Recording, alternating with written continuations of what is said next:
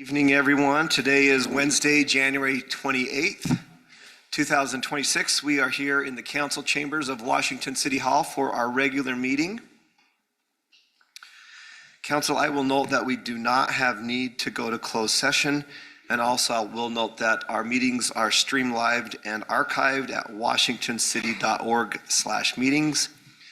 We greatly appreciate our relationship with the Interfaith Council and the rotation of individuals who start our meetings off the right way, and that is with prayer. So at this time, I'll invite Brother Will Jones of the Church of Jesus Christ of Latter-day Saints to offer the invocation. And anything else you'd like to say, Brother Jones? Say thank you. We meet monthly as an Interfaith Council, and we often talk about what a blessing it is for the different religious organizations in the county to have this opportunity. And so we thank you as well. Let's pray. Our Father in heaven, we are grateful this evening to meet together in this opportunity that we have in this country, in this county, in this city, and the form of government that we enjoy and the freedoms that we enjoy because of it. We ask Thee, Father, to bless this council, bless this city, bless those who work in the city in all capacities, with safety, with this council, with wisdom and direction to guide this that will in a way that will benefit the members of the citizenry here in Washington City and Washington County. And this blessing we ask in the name of Jesus Christ. Amen. Amen. Thank you. Councilman Ivey will lead us in the Pledge of Allegiance. Will you please rise? Ready, begin. I pledge allegiance to the flag of the United States of America and to the republic for which it stands, one nation, under God, indivisible, with liberty and justice for all.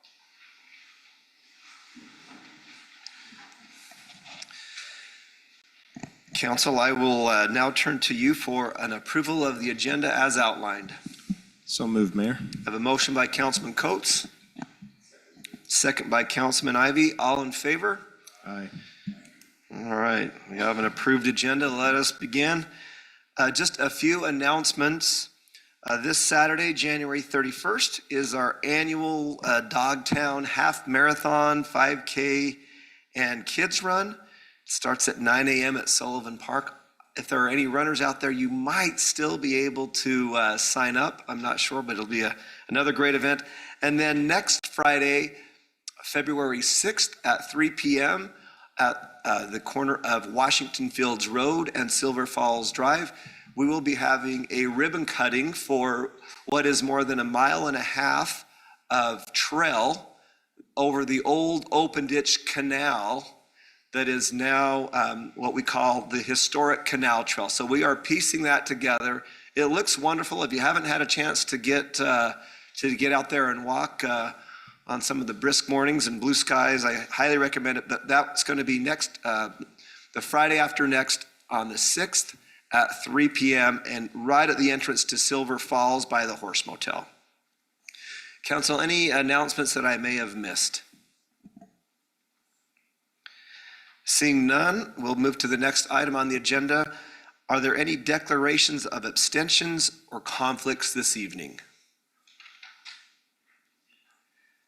Seeing none, we'll move to the consent agenda, which consists of minutes, consideration to approve the minutes from City Council meeting 1/14/2026. Mayor, I make a motion we approve the consent agenda as outlined. I have a motion by Councilman Coates. Is there a second? Second. Second by Councilman Belliston. All in favor? Aye. The consent agenda is approved unanimously. Next item is an adjustment to our annual meeting schedule. I can explain it, and if you want to have further conversation, our city recorder is here. But we had a recent open meeting, which was also a council retreat. We determined that we want to hear and make it more easy for the public to give feedback to the council. So we have moved our public forums to the 6 o'clock regular meeting, the beginning of those meetings on the first meeting of the quarter. So the first meeting, it would be the second weekend in January, April, and so on. So those will be public forums where the public can come and speak to the council. And of course, our phones and emails, we are not hard to get a hold of, but we also like to have an opportunity where it's after work and the public can speak to the council and we can hear you collectively. Is there any discussion on that item or any need to invite the city recorder to come and speak to this item? Seeing none, I will call for a motion to amend the 2026 annual meeting schedule to include the public forums as described. So moved. I have a motion by Councilman Henderson. Is there a second? Second by Councilwoman Casperson. All in favor? Aye. Any opposed? That is approved unanimously. Item 6, award of bid. We have 2 bids this evening. The first is consideration to award the bid for the Merrill Road and 20 East sewer line to Phase Concrete in the amount of $2,242,444.97. I'll invite our Public Works Director, Blake Fonsbeck, to present on this item. Mr. Fonsbeck. Good evening.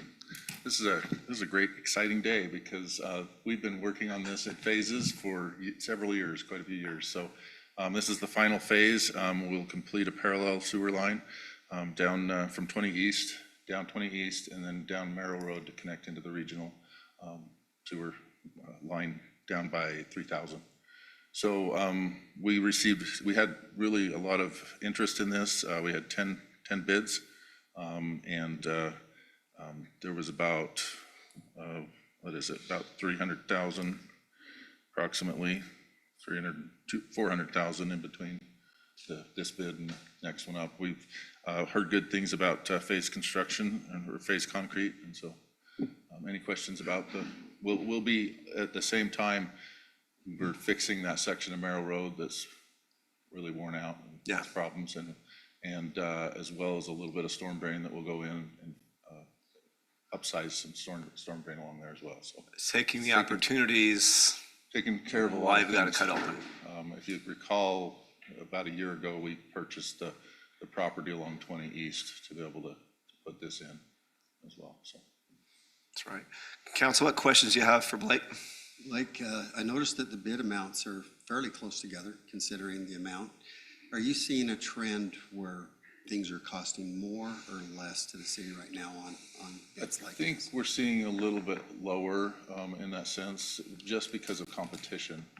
We're getting more bids. I mean, when I first started, we were hoping to get 3, and we've gotten 10 in this one. And we have a pre-bid meeting in a lot of these cases, especially these bigger projects. And so when you see everybody there, you know you're going to get quite a few bids. So that's really, it's better than it was a couple of years ago. We'd only get 1 or 2. What's that? We'd only get 1 or 2. Yeah. With this much competition, they were pretty good, pretty tight bids. Good, thank you. Further questions to Blake?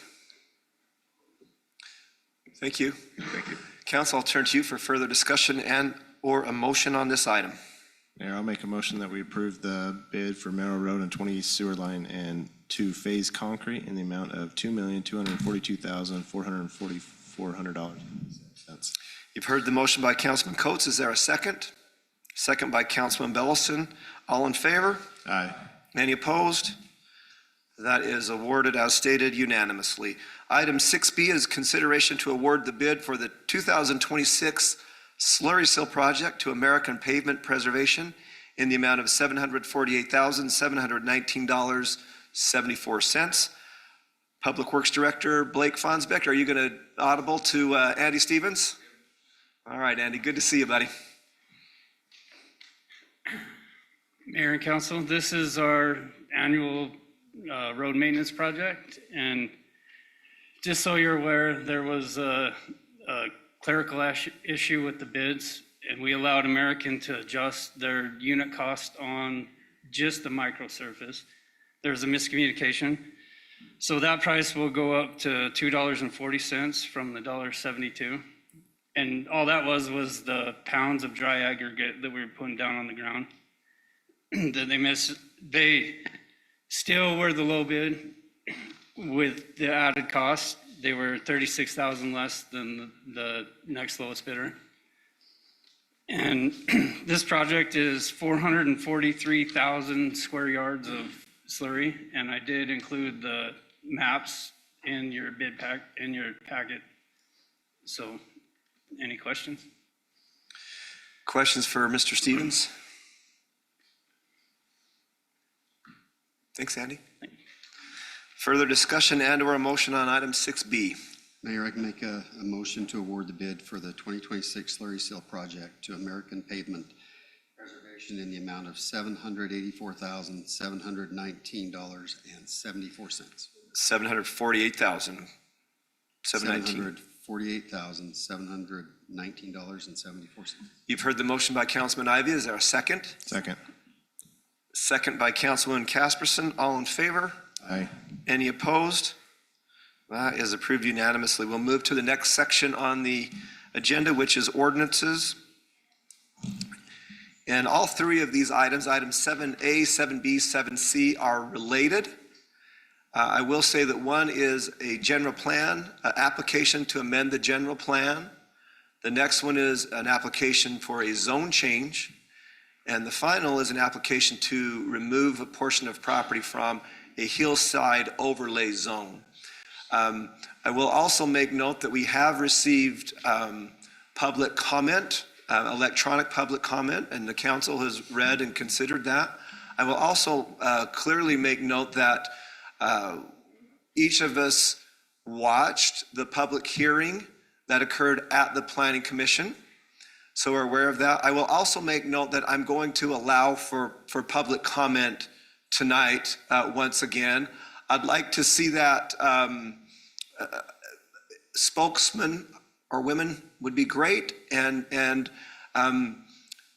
to the extent possible, if we can avoid repetition and just public clamor. But what I want to emphasize, really as the spokesperson for the city and this council, is we really do want to hear you. We want to get this right. We want to find the right way forward that is considerate of changes that impact our lives. So that said, what will happen with each of these items, a staff member will present. I'll then invite the applicant's representative to come forward, or the applicant. The council will ask questions to them. Maybe a lot of the questions you have will be asked by the council. Once that interaction is done, they'll then open up some opportunity for public comment. I'll close that, and then the council will deliberate and vote on each particular item. So that said, first item of business is 7A, consideration to approve an ordinance for a general plan amendment, G-25-08, from not yet determined and medium-high density to industrial, located at Smelter Drive and Foundry Drive. Community Development Director Eldon Gibb will present. Mr. Gibb. Thank you, Mayor. Here's the location that we're looking at this evening, that highlighted parcel. We'll zoom in here a little bit closer and pull up the general plan. You can see it's split between medium-high density and not yet determined. The medium-high density is 5.93 acres. That's the orange color. And the not yet determined, the gray color, is 5.88 acres. The applicant is proposing to change this general plan to industrial for this entire site here that's highlighted, for the purpose of developing the area into an industrial development. The surrounding general plan designations are industrial, as you can see there. Proposed change is in the Hillside Overlay Zone, and on December 4th, the Hillside Review Board reviewed proposed development plans for this area, which include the land we're looking at today. Upon reviewing the development plans and visiting the site, the Hillside Review Board supported the proposed development. Staff has reviewed the requested change and is comfortable with the proposal. On January 21st, the Planning Commission reviewed this request and unanimously recommended approval as shown on the exhibit onto City Council. That concludes staff report. I'm happy to answer any questions you may have at this time. Council, questions for staff?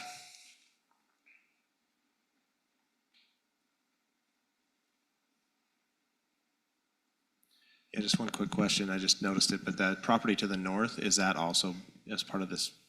There's two properties, it looks like. There's a small sliver in that one. Both are in this application, right? Do you see which one I'm talking about, Eldon? No, That would still be medium high density. no, that, I think this is just a clerical error. We've got the property to the north is already zoned. And let's take a closer look. Yes, the one with JP, correct. Yes, we've got two different landowners here. Both are included. And Eldon, we just take a minute to explain, why it's not ideal to have, maybe this is a loaded question, but you guys, tell us what a general plan amendment is. The high-level plan as to the direction the city would like to see development happen. Three typical uses in the general plan: residential, commercial, and industrial. And this area is a great area to support industrial development. There's already an industrial around, you're saying, okay. Was that the adjacent owners, did they come and do a request, or how did this little section not have the industrial, whereas it's, kind of surrounded by it for the general plan? Was there previous owners who had come in to request those industrial uses, or was that something that was already in there and this section just wasn't changed when we were doing the general planning? Yeah, there's several acres here owned by one owner. And a few years ago, a little more than a few, they came in and did the planning for that.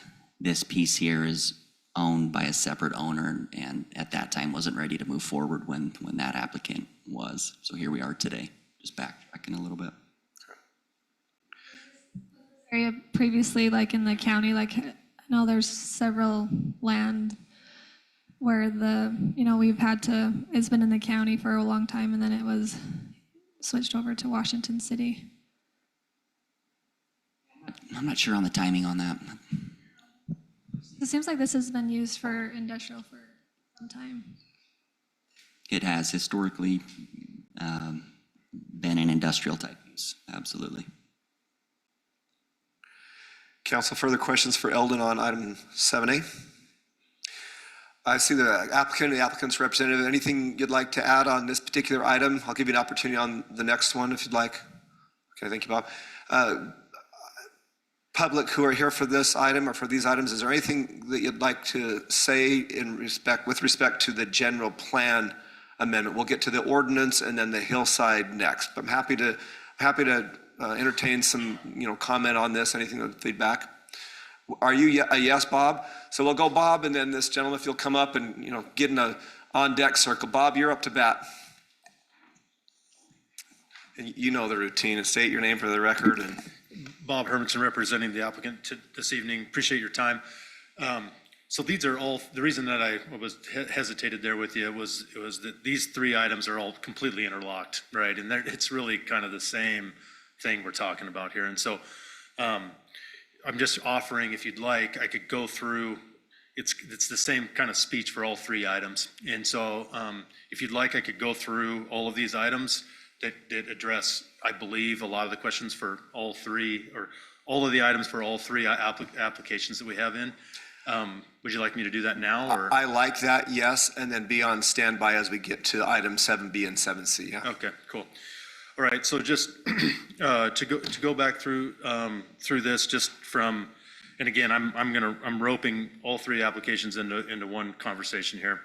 And so existing conditions, this area behind the orange, in the purple area, that was a mass grading plan that came through that we worked with you guys on more than a year ago. That basically we call the valley parcel. We went through Hillside. We went through a bunch of items there to have create a industrial area in this valley as well. Went through Hillside, got approval, have an existing mass grading plan. This photo is a little out of date. What's highlighted there is the existing conditions of that facility that's been there for years, right? And everybody knows that. It's been being worked on and picked away a long time. In addition to that, now to the right of your screen, there has been some work done for sure in that area up the valley that's been the active mass grading plan. And in that active mass grading plan, there's approved and in the plans that we're removing potentially up to 4 million yards. That's what the plan currently shows, which is a very substantial amount of excavation through there. And the end result is that there would be some developable commercial pads back there in the valley. So that's the existing situation with the permit. The second part of it is JP Excavation, who is also the applicant, have been hauling out of there, obviously. There's been work done outside of what you're seeing on the screen, and that work has been, in addition to that, other contractors have also been in there purchasing material and hauling offsite as well. Really just one other than JP themselves hauling that off, but that's been in operation since the front end of last year of 25. And it's been spotty, it's been on and off again for the entire year. There's 6 months on and then 3 months off and then 2 months on and then 3 months off. So it hasn't been a continuous operation. And then in our reference, this is not like a traffic study set of information. It's just our reference of what we see going on. While we had both contractors going at the same time, excavating out the existing mass grading plan, we estimate that that would only account for roughly 10% maximum of the overall traffic in the area. So that's just, I'm trying to scale out like what we're talking about, and there's a lot of comments about Countryway, there's a lot of comments about the landfill, there's a lot of comments of everything else going on here. From our perspective at max effort so far, with 2 contractors going through there, we think we've only accounted for 10% of the truck traffic. In addition to that, and that was only for a snippet of time, not this whole year, it was only for a couple of months of time where that happened. After that, it was only JP hauling out of there, and at that point, we would lower that number down to 5% to 0, because we have months of time in 2025 where no excavation was happening on this back parcel that has the current activity going on in the current permit. In addition to that, there's been comments about on Countryway of just that it's, there's the traffic on there, but it's also dirty. There's materials and there's dust going down through there. You can't see it on here because this photo is dated, but you can see the edge of asphalt for Foundry Drive, where the edge of asphalt stops, and then there's the black road that continues to the right. That road has been extended up into that valley. It's over 1,300 feet long. It has, I think that most of you have been there. It has large cinders all the way through there. It's a very stable base course surface, and that acts like a very good track out pad. We don't believe that if any of the dirt that's tracked down to Countryway was from this side at all. We believe that every measure has been taken for this valley parcel when it's being used to clean and to keep all of those materials off of Foundry Way, Smelter, and then obviously Countryway all the way down the road, which is another 2,500 or 1,500 feet to Countryway. Can I ask you a question? Yes. Thank you. So is it customary that the drivers cover their loads? Yes, and I think it's a requirement. I mean, any of that dust, yes, so all of those should be covered on their way out. Once they, if it's somebody else, obviously it's not JP's guys, but yeah, that is a full requirement. It's a requirement, and I'm thinking probably that if there is dusting down the road, it's probably coming off the load itself, probably not just on the truck, but just, do you have any ideas about that or comment? The intent is that they're all covered. I mean, that's the intent. And so, again, I'm also trying to put in perspective that from hearing everybody and listening to it and a whole bunch of conversations about this is a continuous problem that existed prior to this ever even happening. Like, and it's continuing to happen. And then I'm also trying to illustrate that our portion of the traffic, and we believe we've done a good job of covering those, is that it's a very small portion of what's going on. So continuing with that, we've also got 2 existing gravel pits that aren't going anywhere, right? They've been there a long time already. You've got Western Rock, which is a fantastic large facility that produces a lot of materials. That's to the south that was there long, long before us and this project, and it hauls out daily exponentially more material than this site will probably ever haul out. In addition to that, you have the other pit there to the right, just off the screen there. It's a smaller gravel pit as well. It's called the Sonic Group over there. They have material that hauls out as well. That's their job, that's their mission. This isn't, the intent of this is to export material and end up with, have a finish line, have industrial lots and be done. So they're two totally different things. Do you know like the time frame of how long those gravel pits have been there, just an estimate or I a mean, guess? we could probably backdate that, but I would guess Western's been here as long as I have, so 25 years. And then the other one's been there similar. It's Yeah. been there longer than that. Yeah, West- it- I mean, yeah. Western's been there for 30 plus, I think. It's Yeah, been there a long probably has. time. It's been here as long as I can remember. Yeah. That's been a great source of material for everybody, for the whole county forever. And their material, I mean, they've got it. And again, I'm not criticizing them. I'm just trying to reference the materials. I think it's a great source. I think that's what it's for. That's what it's intended for. And that's where, that's where the trucks are coming, a big portion of where the trucks are coming from. Now, so that's, in my mind, I'm trying to just lay down the brickwork for that's the existing conditions. Now, yeah, go Can I ahead. ask a couple of things? Yeah. Typically, when we have areas that are taken down and then the material is exported, what do we call it? It's not it's usually falls under DEQ, right? In some, mining permit or whatever. We have an overlay for when people are doing that to export. So we went through your process and we applied for a mass grading permit to produce the lots that had the export on the site like we would any other job, and that's what, They've been, That's what we taking did. the dirt out for that. yeah, and then we're just trying to end up with the lots that we worked through a year and a half ago. Okay, so when we did that, and correct me if I'm wrong, right? What is that overlay that we have? What do we call it? Overlay zone. Right? Typically, there's a set of rules on, how long you have to take material out, time frame. But that's if you set up like a western pit, right? A western pit's a little different where you're building roads. Springs when they wanted to do, Yeah, I'm just saying that, this is up there. I think and correct me if I'm wrong, Bob, you're saying that you're just grading the material. And so they have export on the job, just like any other job that they have to haul off. This could give me my next question. Difference is it's 4 million yards. That's 4 million, but some jobs could, big jobs, right? So, I get that. I get that. Yeah, so we're grading the site, and with that, we have a bunch of export because of the topography of the area, and it's not small, it's massive. It's a massive piece of property with a bunch of Do topography. you have the yardage calculated on how much you still have to export? So great question. So if I could go through the rest of this, that's what I'm gonna get to. So the next part of this is, so if we go through the intent of what we're trying to accomplish and what the result is. So on this photo where the existing construction operation is, that's what I'll call it, on the middle of the screen there. And then you also have the two existing commercial lots or the industrial lots on the left. That gap right there, what's left of the hillside there, we've got the giant scar that's in the existing condition where the contractor's been working for a really long time. We have the new improved slope for the two industrial lots below.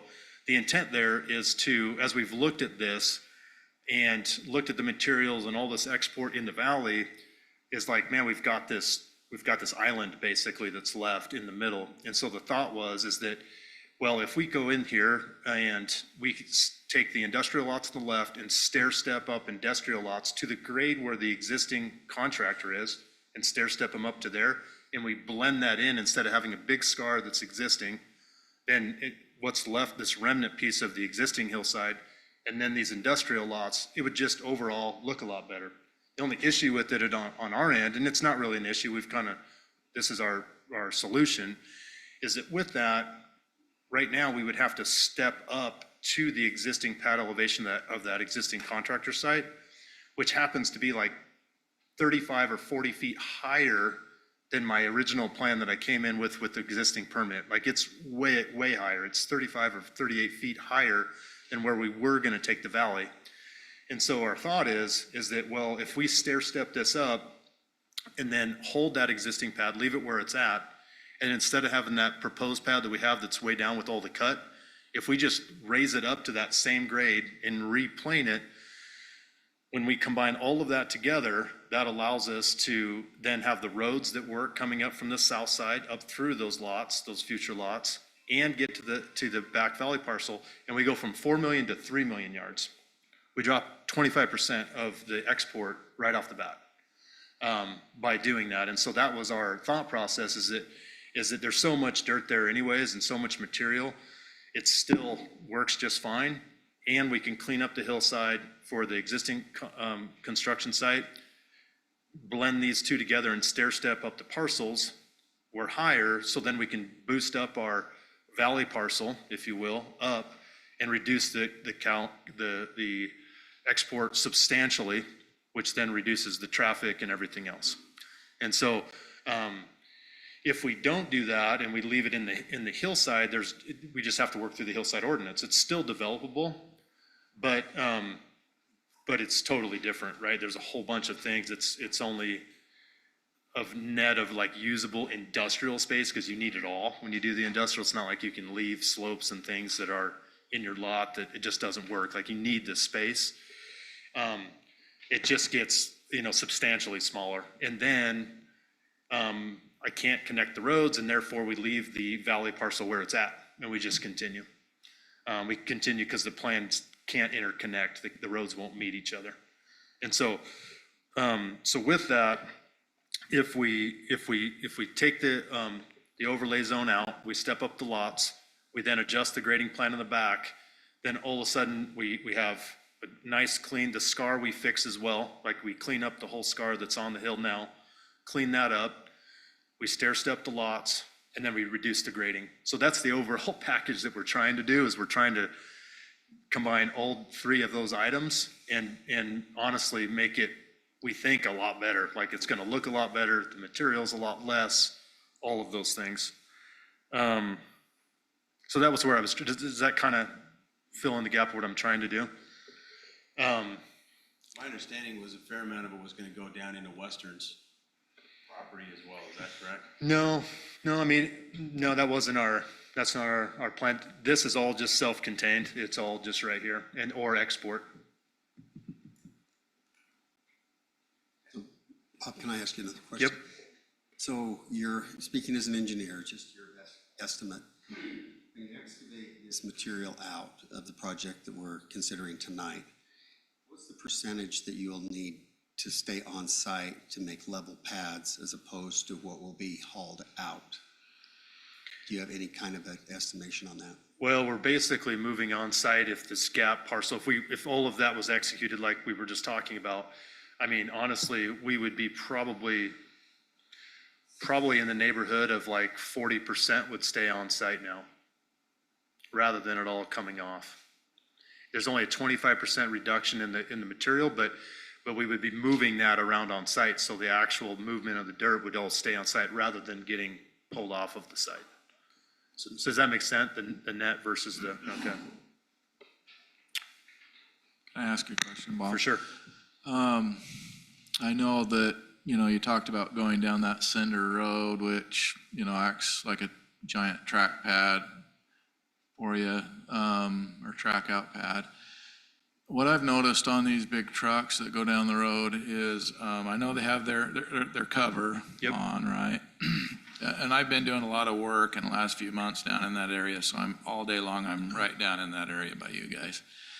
And I've noticed that the trucks, as they're going down the road, the sand is just billowing out, the dust billowing out and going all over the roads. Because I've been wondering, why are the roads so dirty? Sure. The country way, I mean, it's just a mess.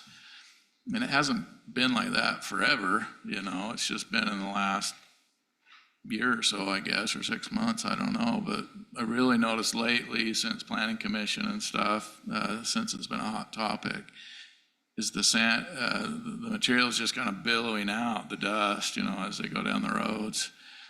Is there anything that can be done to mitigate that? Can the loads be wet? I mean, what?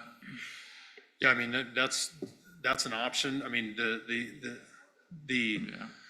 the real thing is that, I mean, basically what you're saying, is there anything in addition to that that we can do to try to mitigate that, basically that what's attached to the truck to make its way out to Country Way, right? Even though we think it's really limited, and we really think that we're only like 5% of the traffic. So there's the other, our neighbors are the ones that, we feel like are, just by volume, are the ones that are, doing that. I mean, you could wet it, you could also put a larger, like 3 or 4 inch minus track out pad right at the edge of the asphalt. It's a traditional, in addition to this, traditional one that's 100 feet long, so you had to drive across it to try to break that up. I don't think it's a track out problem, at least, the little bit that I've observed. I think it's more of a dust in the air problem just coming right out of the, especially those doubles. Sure. They just, it just seems like they're going down the road and all this dust is coming out of them, and I'm sure it's falling to the ground. I mean, you can see it on the Sure. roads over there. I mean, it's pretty bad. So my question is, how can the city and, the companies that are pulling material out of here, how can we work together to keep the roads a little more clean, and I think that's what the residents are really, Sure. I mean, it's kind of the pits when you gotta take a leaf blower and blow all the dust off your Yeah.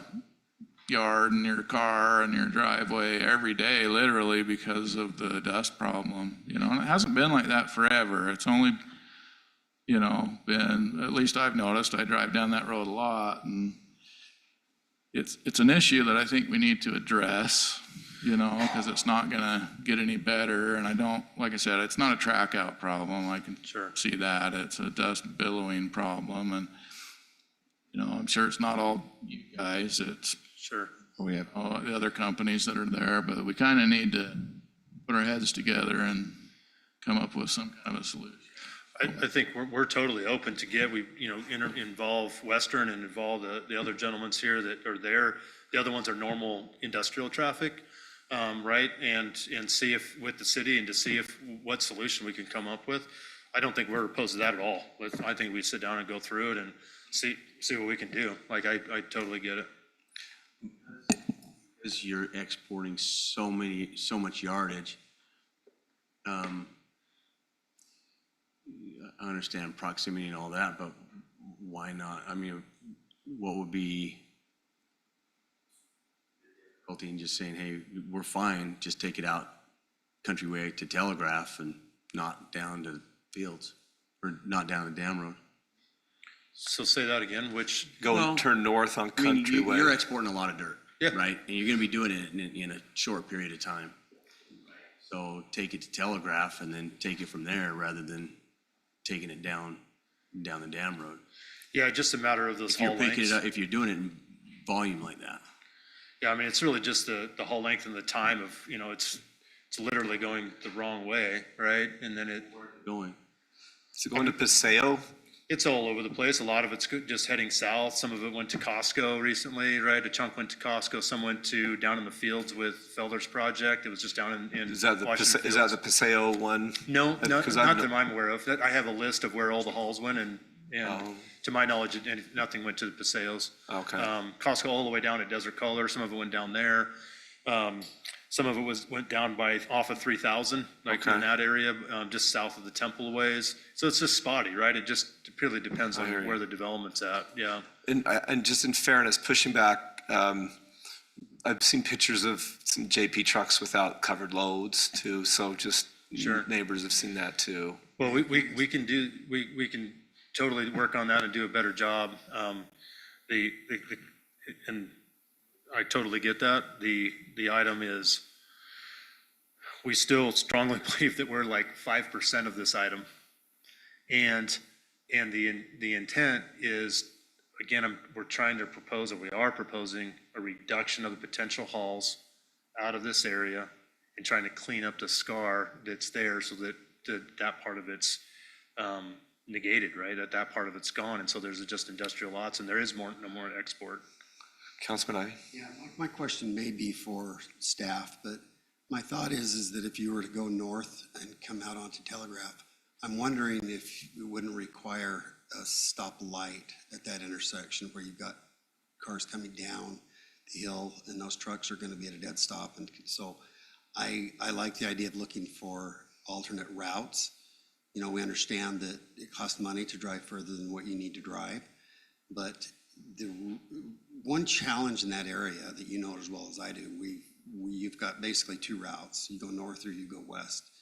And we understand that. You know, there's been discussion about a bridge that is kind of a bridge too far, or for recent conversations regarding that to access to the south across the river.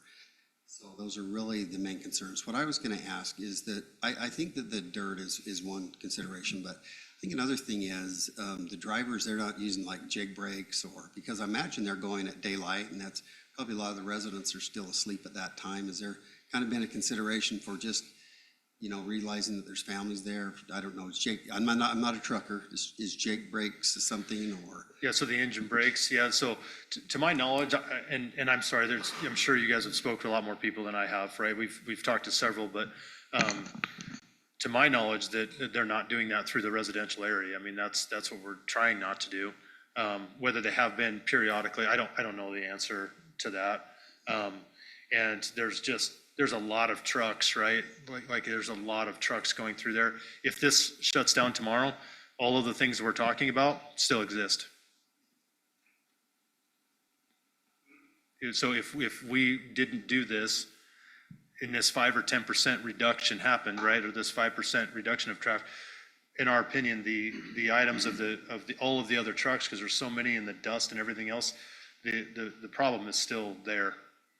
So working with these other adjacent contractors, especially Western, and whoever else you guys want to help coordinate with, as far as trying to reduce that, and then put into place, hey, we're not using jake brakes on Countryway. We're not, you know, we're going slow through those areas. The hours of operation need to be this, you know, within reason, right? Maybe it's a 6 a.m., no earlier than 6 a.m. or 7, whatever that time is. I think a cohesive meeting like that, I mean, we would be totally happy to attend and go through with the group, no problem. And I do understand that covering the loads and not using jake is part of the city ordinance. It's already in place. Yeah, yeah, and I haven't, yeah, it is, and that's why I'm saying, I haven't myself heard any of that happening, and I haven't personally got that comment from anybody, so I don't know that, if somebody's doing that, because there's that steeper hill. And so I don't know what they're doing right there. Additional questions for Mr. Hermanson? I'll keep him on standby if something comes up. I have a question for Thad. Can you talk to what the process would be if we were to look at maybe doing a ordinance for a truck route, like you mentioned in the, you know, with Saratoga Springs that you mentioned in the Planning Commission? What would that look like for us as a city to look at doing something like that maybe? Because I do feel like these trucks are part of there's a lot of traffic, and you look at, you know, we've had a lot of residents send us pictures of all the traffic there, and how big those, you know, the trucks that are going through there. And it seems unusual to have those big of vehicles going right through a residential road like that. And so if we were to do something like that. About the process for the city council to adopt a truck route law. You just need to get it on an agenda. You need to post it for a public hearing because it is a new land use related ordinance. Have to hear the public's comments on the public hearing, and then you would need to adopt an ordinance that gives specifics as to which truck routes are and aren't designated by the city council for that use. There are rights in public roads, most of which are owned by the city because they've been exacted from developers consistent with development applications. And so there generally is a rule that the cities don't regulate what type of traffic uses the public roads. Now, there's some state laws and vehicle size laws that regulate that for us. For example, you couldn't drive your battle tank on a state road without violating a state law on vehicle size, right? The other challenge is you also can't just entirely outlaw certain uses, especially if you're targeting one specific road. when roads of that same type and caliber and designation allow it elsewhere. And so you're going to need to write a law that's broad enough that it doesn't appear to just be targeting a certain type of use in a certain type of region. The Saratoga Springs law that we talked about in Planning Commission does have exceptions. There's exceptions for anything that's considered moving between locations, like a home that moves or a business that moves. They can bring trucks of whatever size outside of the routes. There's also an exception for trucks that are used for construction. And so construction trucks that need to get into places that aren't just pass-throughs, Saratoga Springs allows them to drive on other roads so they can go do construction where they are. And so this is a use on a road that's classified by Washington City as a major collector. So if you wanted to find a way to exempt this one from truck access, which is going to be really difficult because of all the various industrial that's there, we're going to need to probably do a pretty good in-depth study of all the city's roads and different routes and try and balance the interests so it doesn't appear that we're just trying to pass a law that's targeted for one specific location. But I think that's all possible if the city council wanted to do it and wanted to try and figure it out. Has this been designated a major collector?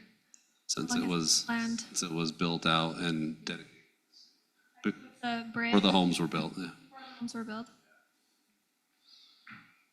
The countryway, those homes that there. Correct. Countryway, the south side of the river is actually even a bigger route than the north side of the river. It's a big roadway through. Mayor, if I could make a comment. So I agree with you that you're probably less than 10% of the traffic, right? But I think, just from my observations, you've got to be more than 10% of the dust problem, you know, because the trucks going to the dump and stuff, I mean, typically aren't super dusty. But this is what I'd like to see happen maybe. And it's not just you guys, it's Western and, you know, the other guys that are hauling material. But it's a huge problem. And I'm just throwing out there, would you guys be willing to work with the city to, the city can't really, we only have what, one sweeper truck or two that works, you know, one that works all the Probably time. like and one and a that's- half equivalent, Yeah. Councilman. So the city's not really capable, I don't think, of sweeping that road twice a week or once a week even, you know. It needs to be swept at least once a week. I mean, it's a mess down there.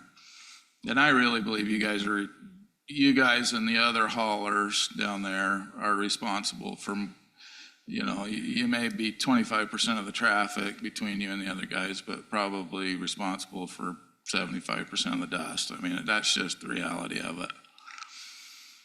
And so what I'm wondering is if you guys, and maybe we could get Western and some of the other haulers that are hauling out of there together and maybe work with the city. I mean, we can't sweep that road all the time. We just don't have the resources for it.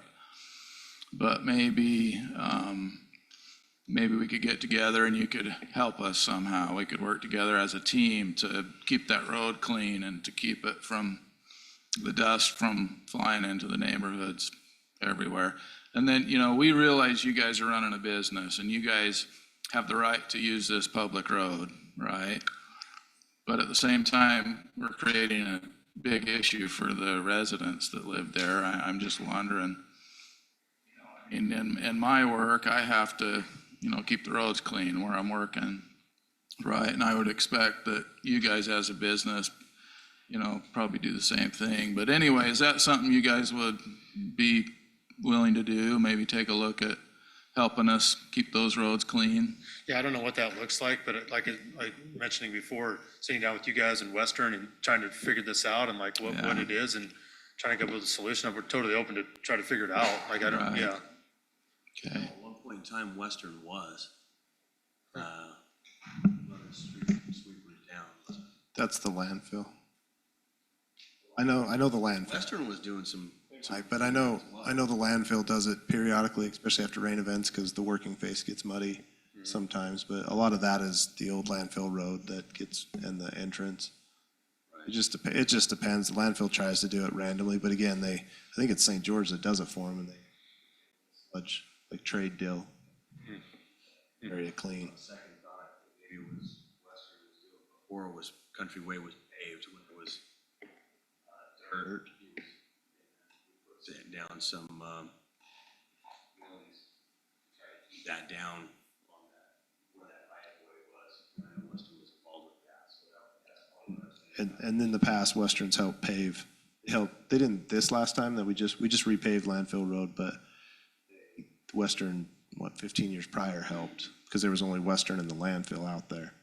This time, there's just too many uses, so the county, the city, and the landfill help repave that road. We're just looking for some solutions, you know, I mean, we understand where you're coming from as a business, and, I mean, I like the idea, what you're proposing, and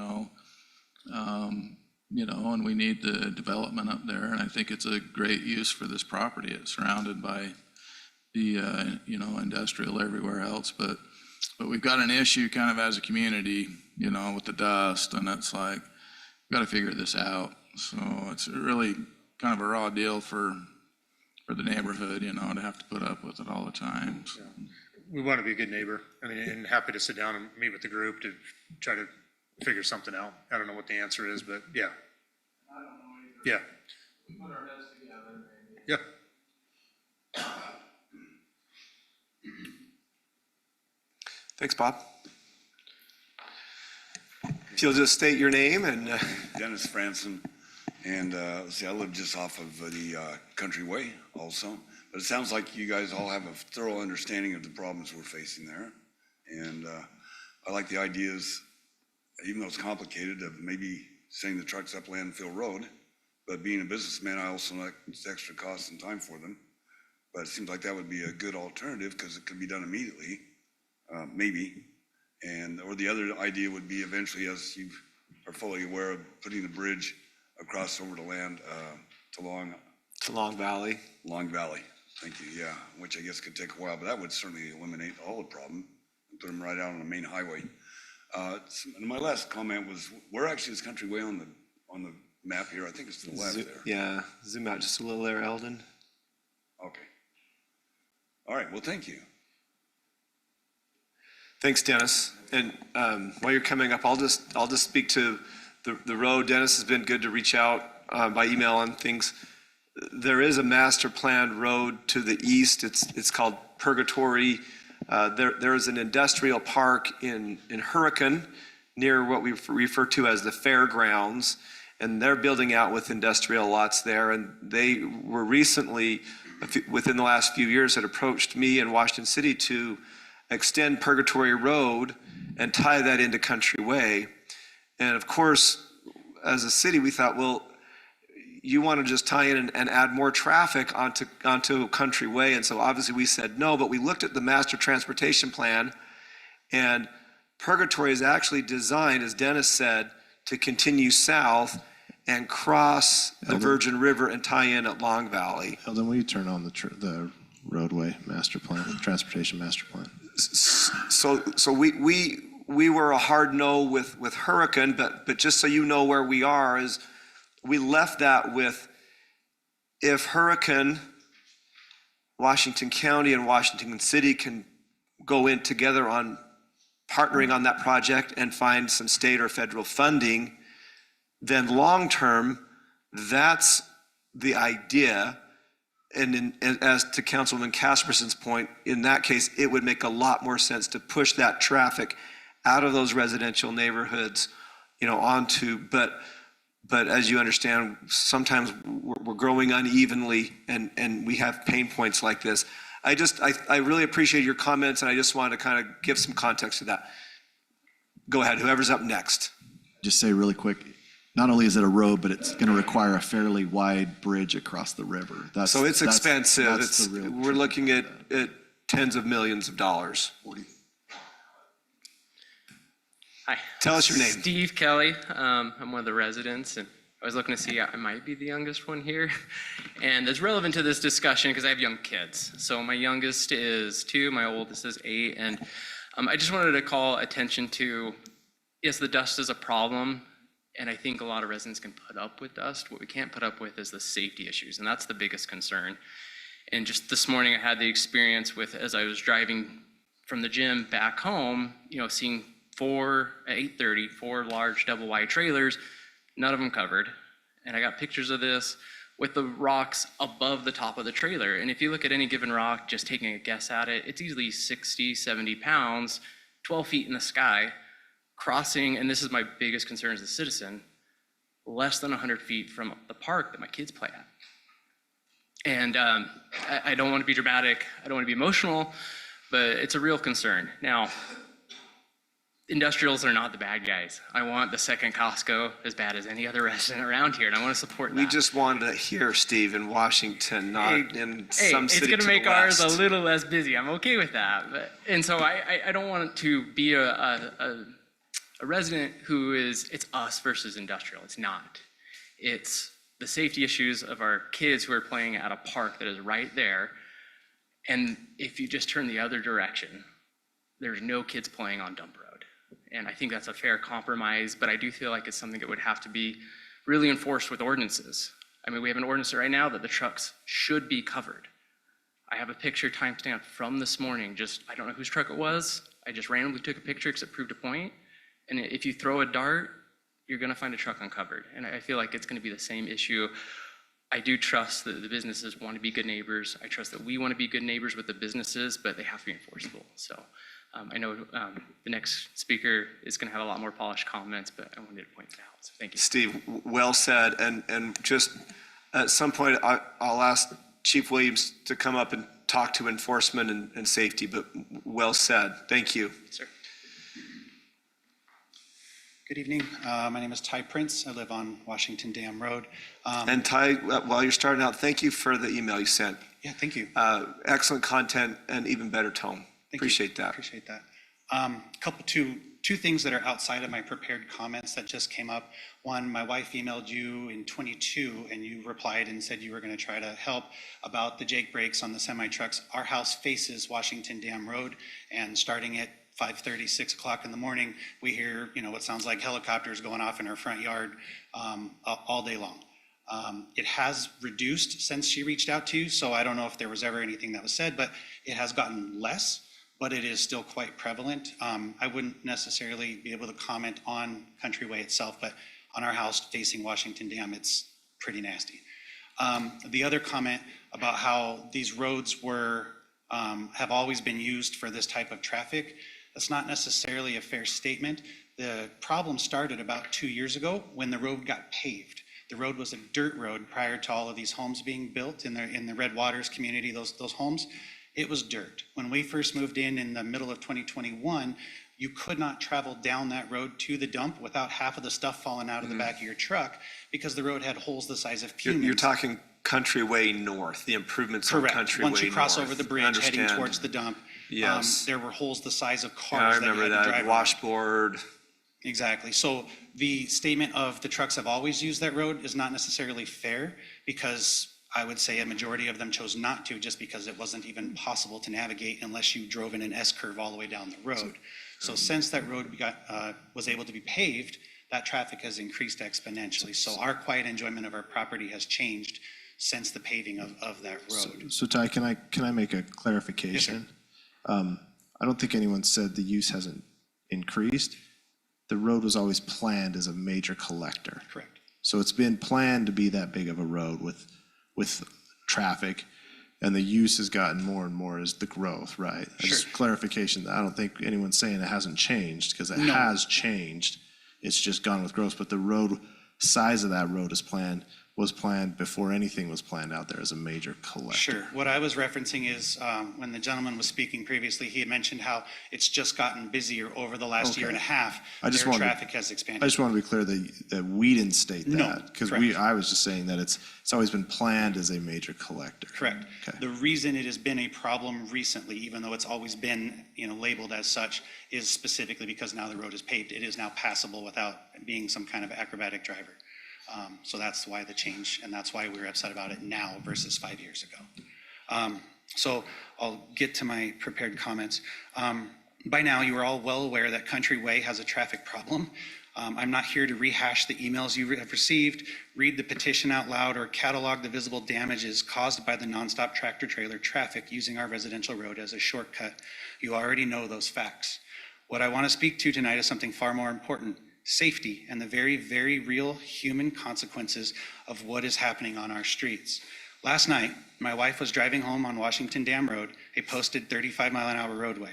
As she prepared to turn left into our driveway, she slowed to merge safely, something we have learned to do very cautiously because of the traffic conditions.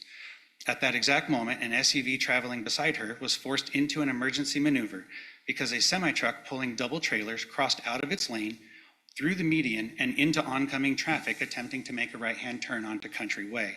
The SUV swerved into my wife's lane to avoid a head-on collision. Had my wife already not been slowing down, she would have been struck. And had that SUV not reacted instantly, its occupants would have taken the full impact of that semi-truck that chose to travel in its lane. This is not a hypothetical. This is not an emotional exaggeration. This is what happened last night. We had a similar incident today. My wife was on her way home from taking my son to get his driving permit.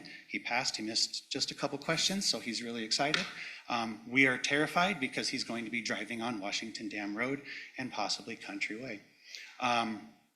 When on the way home, another vehicle crossed into the oncoming traffic to make a right-hand turn onto Country Way off of Washington Dam Road. The road is simply not wide enough for these trucks to make a right-hand turn without either crossing the median and into oncoming traffic, swerving all the way across the road, or driving over the median on the other road, all of the landscaping, the boulders, the curbs, the sidewalks. Country Way is a 2-lane residential road. It was designed for neighborhood traffic. Ty, I'm just trying to make sure I'm following you correctly. Are you talking southbound traffic on Country Way turning right onto? Turning off of Washington Dam onto Country Way. Turning left? Turning right. So if they're coming from Long Valley.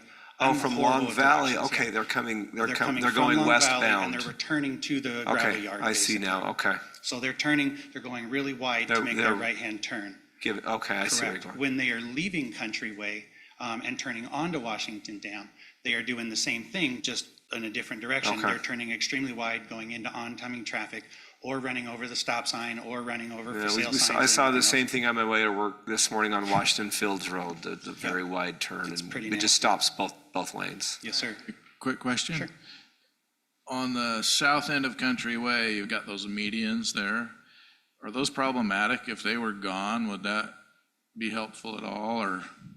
In theory, if they were removed, it would give the trucks more room to drive, but then they would just go into oncoming traffic on that road. That's the only thing that stops them from taking that turn so wide that they're then facing cars coming off of Country Way also. So maybe not. To your point, yes, if that was removed, it would help them to turn slightly sharper, but the median's only 1.5 feet, 2 feet wide. I don't know that that's going to make a difference considering they're taking 3 and 4 lanes to make a right-hand turn. Country Way is a 2-lane residential road designed for neighborhood traffic, 1 lane each direction with limited shoulder space and occasional street parking. It has functioned safely in that role for over a decade. The homes along Country Way existed long before the bridge opened to through traffic, and certainly long before it became a de facto commercial trucking route.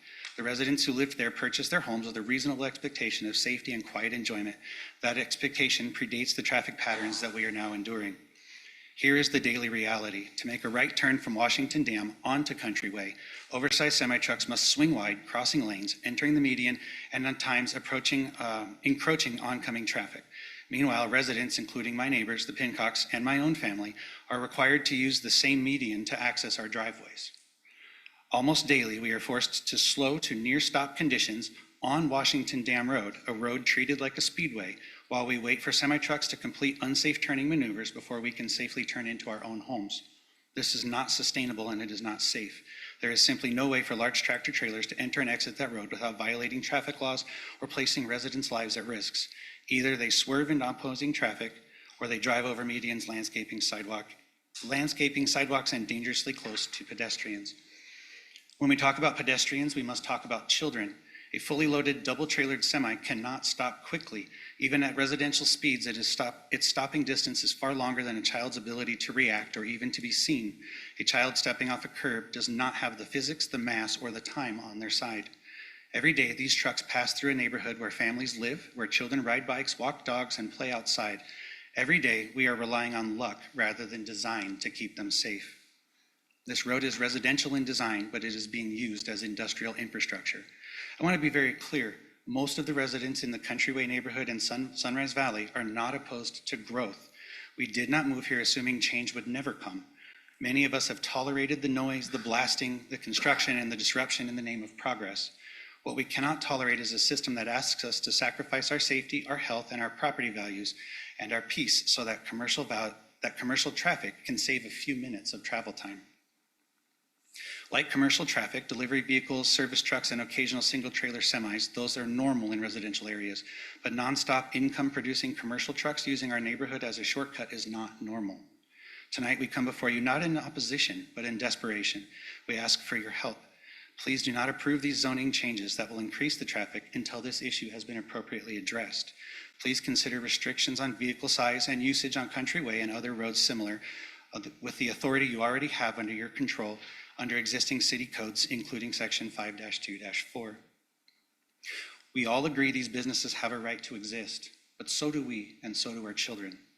We have a right to live in our home without fear for our lives every time we pull into or out of our driveways. We have a right to let our children play outside. We have a right to property that retains its value, not loses it because the road outside has become unsafe. I don't want the moment that we take this seriously to be after a tragedy. I don't want it to take a child being injured or worse before actions feel urgent. We are not asking for the impossible. We are simply asking for balance, for safety, and for your help before someone gets hurt. Thank you for your time. Thank you, Ty. Appreciate that. Yes, we'll take a couple more and then we'll turn it back to the council. We'll go here, and then if we need to, we'll open up a little bit as we move along. And then after this gentleman, then I'll let the police chief speak, and then we'll move back to the council. So my name is David Christiansen. I'm a resident of Red Waters over there off of South Country Way.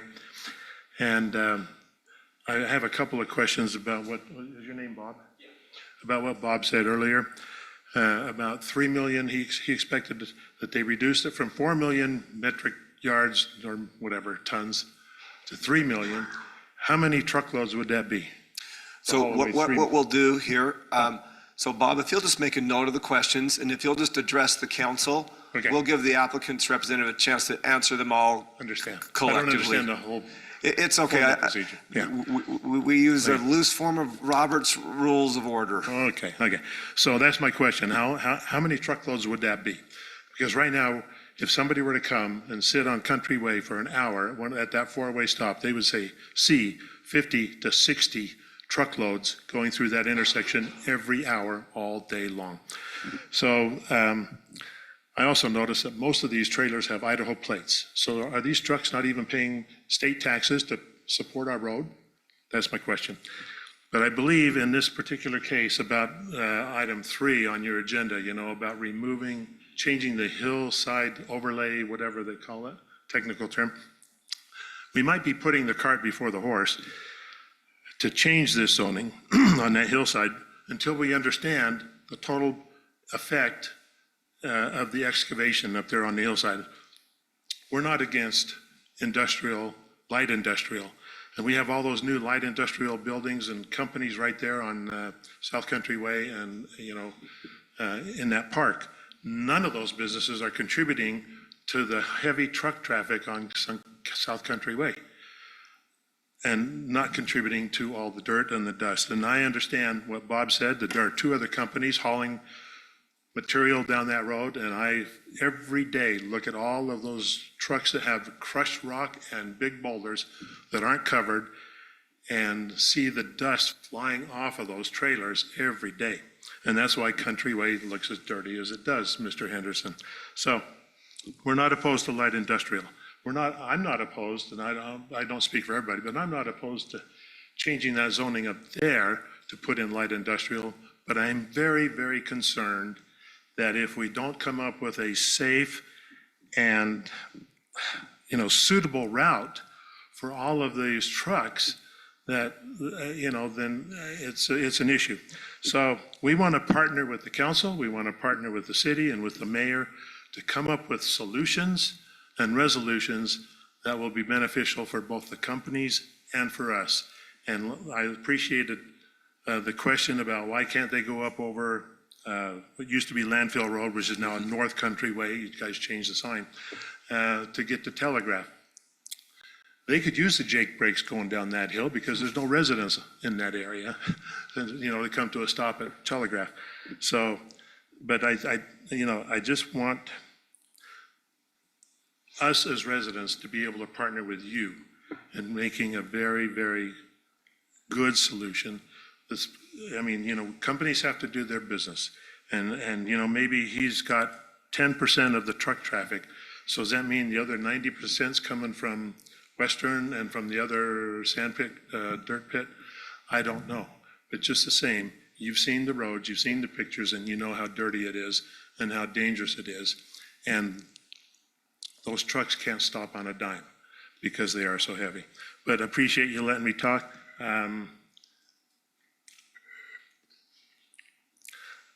I guess that's it. I was going to take issue with what he said about 10% of overall traffic is coming from him, but maybe the other 90% is coming from Western Rock and the other gravel pit. So, thank you. Well said, thank you. So we'll go here, and then I think I missed a hand here. Let's keep him a couple minutes. Then we're going to go to Chief, and then Andy and Streets. Then I'm going to close it off, and we'll give the applicant and then back to the council. My name is Phil Miller. I too am a resident of Red Waters, and both Dave and I serve on the HOA board, but we're not representing the board or the other three communities, Red Mesa, Red Trails, and our S&S Riverbend. Riverbend, yep. Riverbend. 500 plus families in there, and 2 of those are not built out yet. Gentleman before talked about safety. About 6 months ago, I sent all the council members a missive talking about relooking Country Way.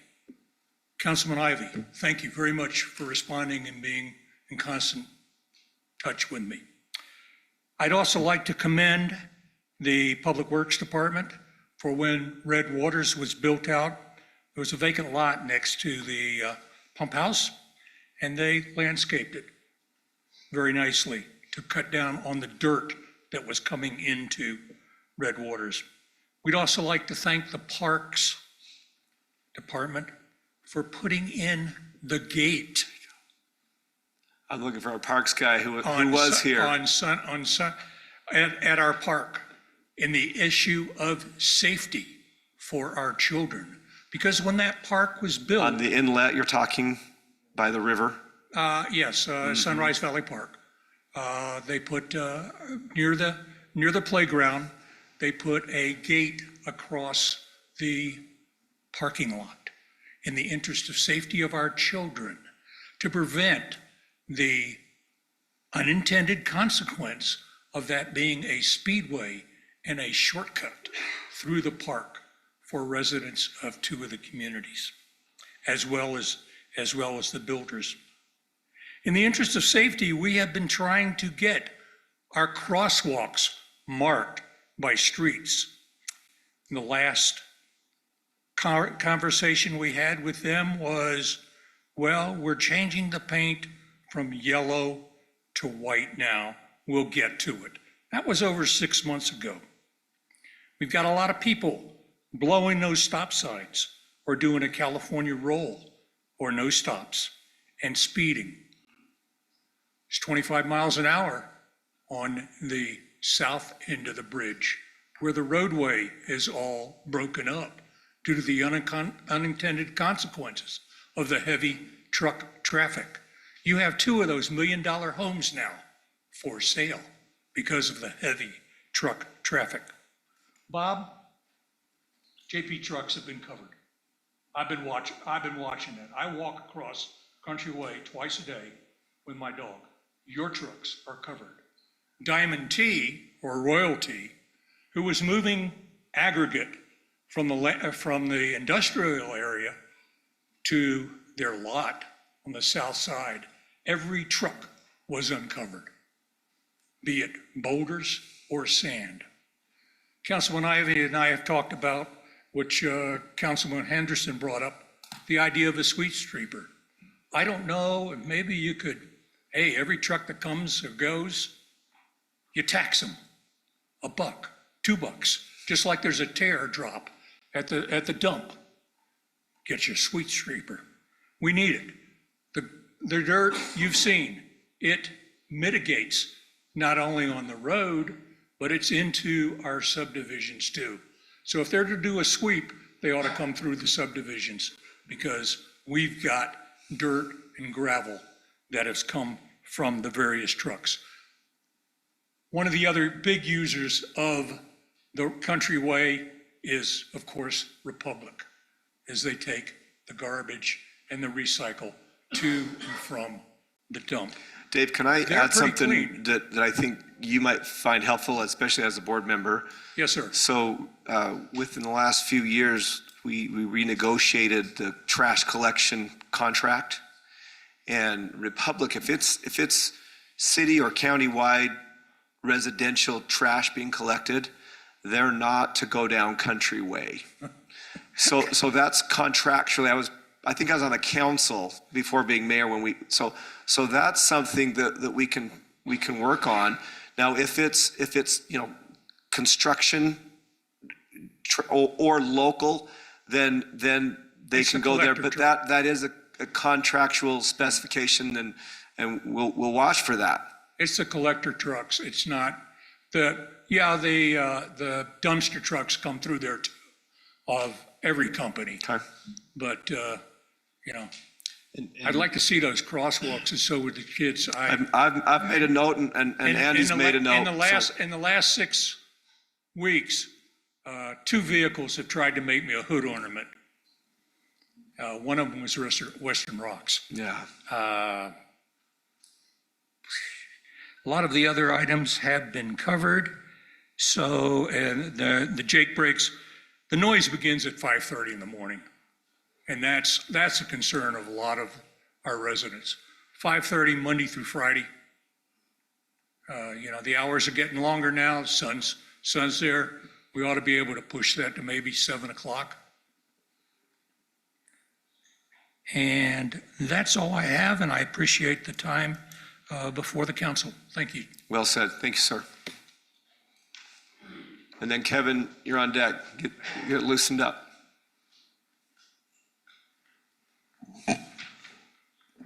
Good evening, council and mayor. Pull that up just a little bit. Sorry, a little taller than I think, I guess. Good evening. I'm going to be pretty brief. And tell us your name. Oh, yeah, of course. My name is Braden Milliner. Braden. I'm a resident on Real Drive off of Countryway. Thanks, Braden.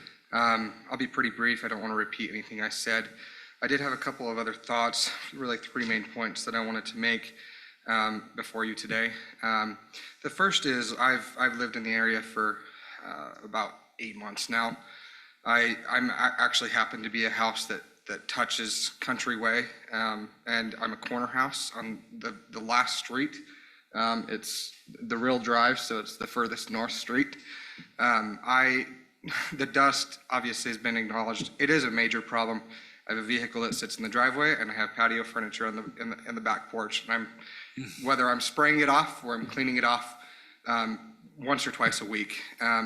That's one portion I wanted to add. And then a second point I want to make is I'm pretty familiar with most of Washington County and Washington City, and I genuinely have thought as hard as I could throughout this past week, from last week's meeting to this week, and I genuinely cannot think of another area in our county, or at least the greater St. George area, where there is this kind of residential road. I don't know if you call it a connector or a feeder or whatever it's called, but I cannot think of another road that passes where there's so much industrial traffic going through a residential neighborhood and also past a park.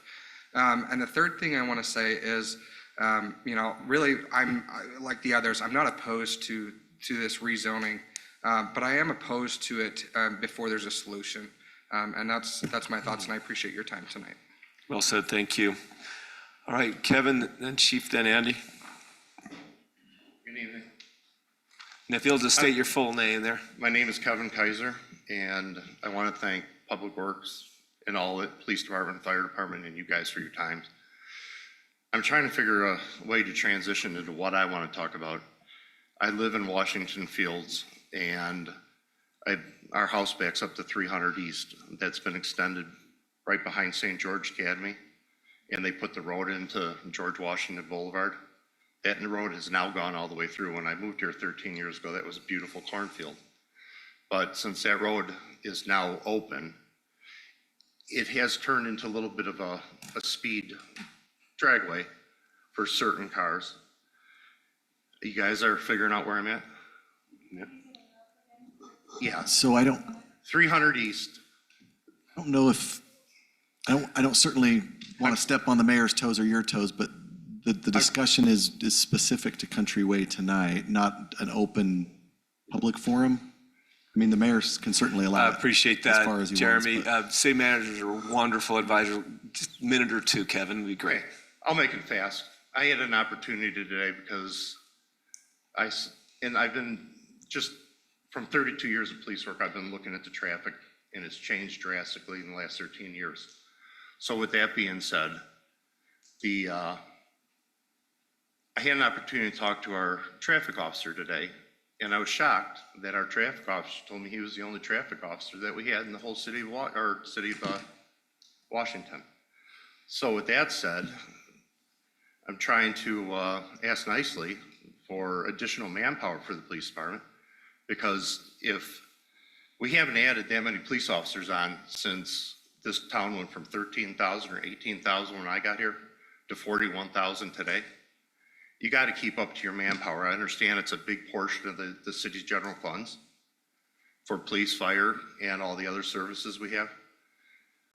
And so really what we need to look at, we need a lot more than one traffic officer in this town to take care of it.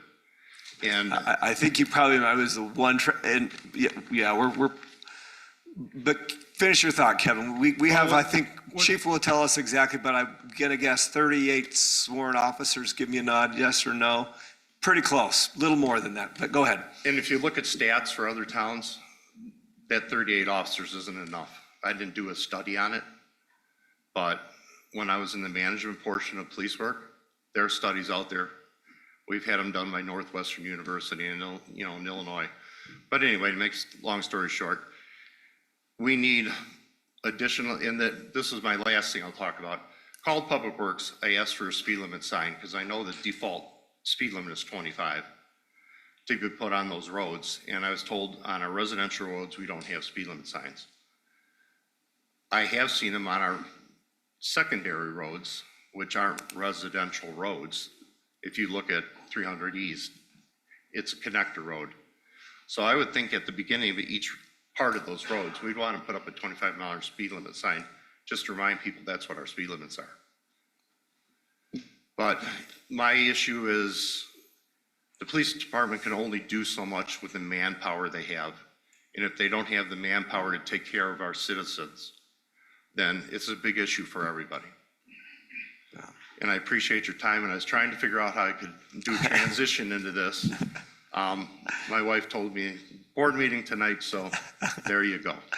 Well said. I appreciate it, and if you guys can take that into consideration when you guys are dealing with that subject, it'd be great. Hey, and Kevin, thank you for your service as a police officer, and 12 years here in Southern Utah. You're kind of losing that Chicago accent, so.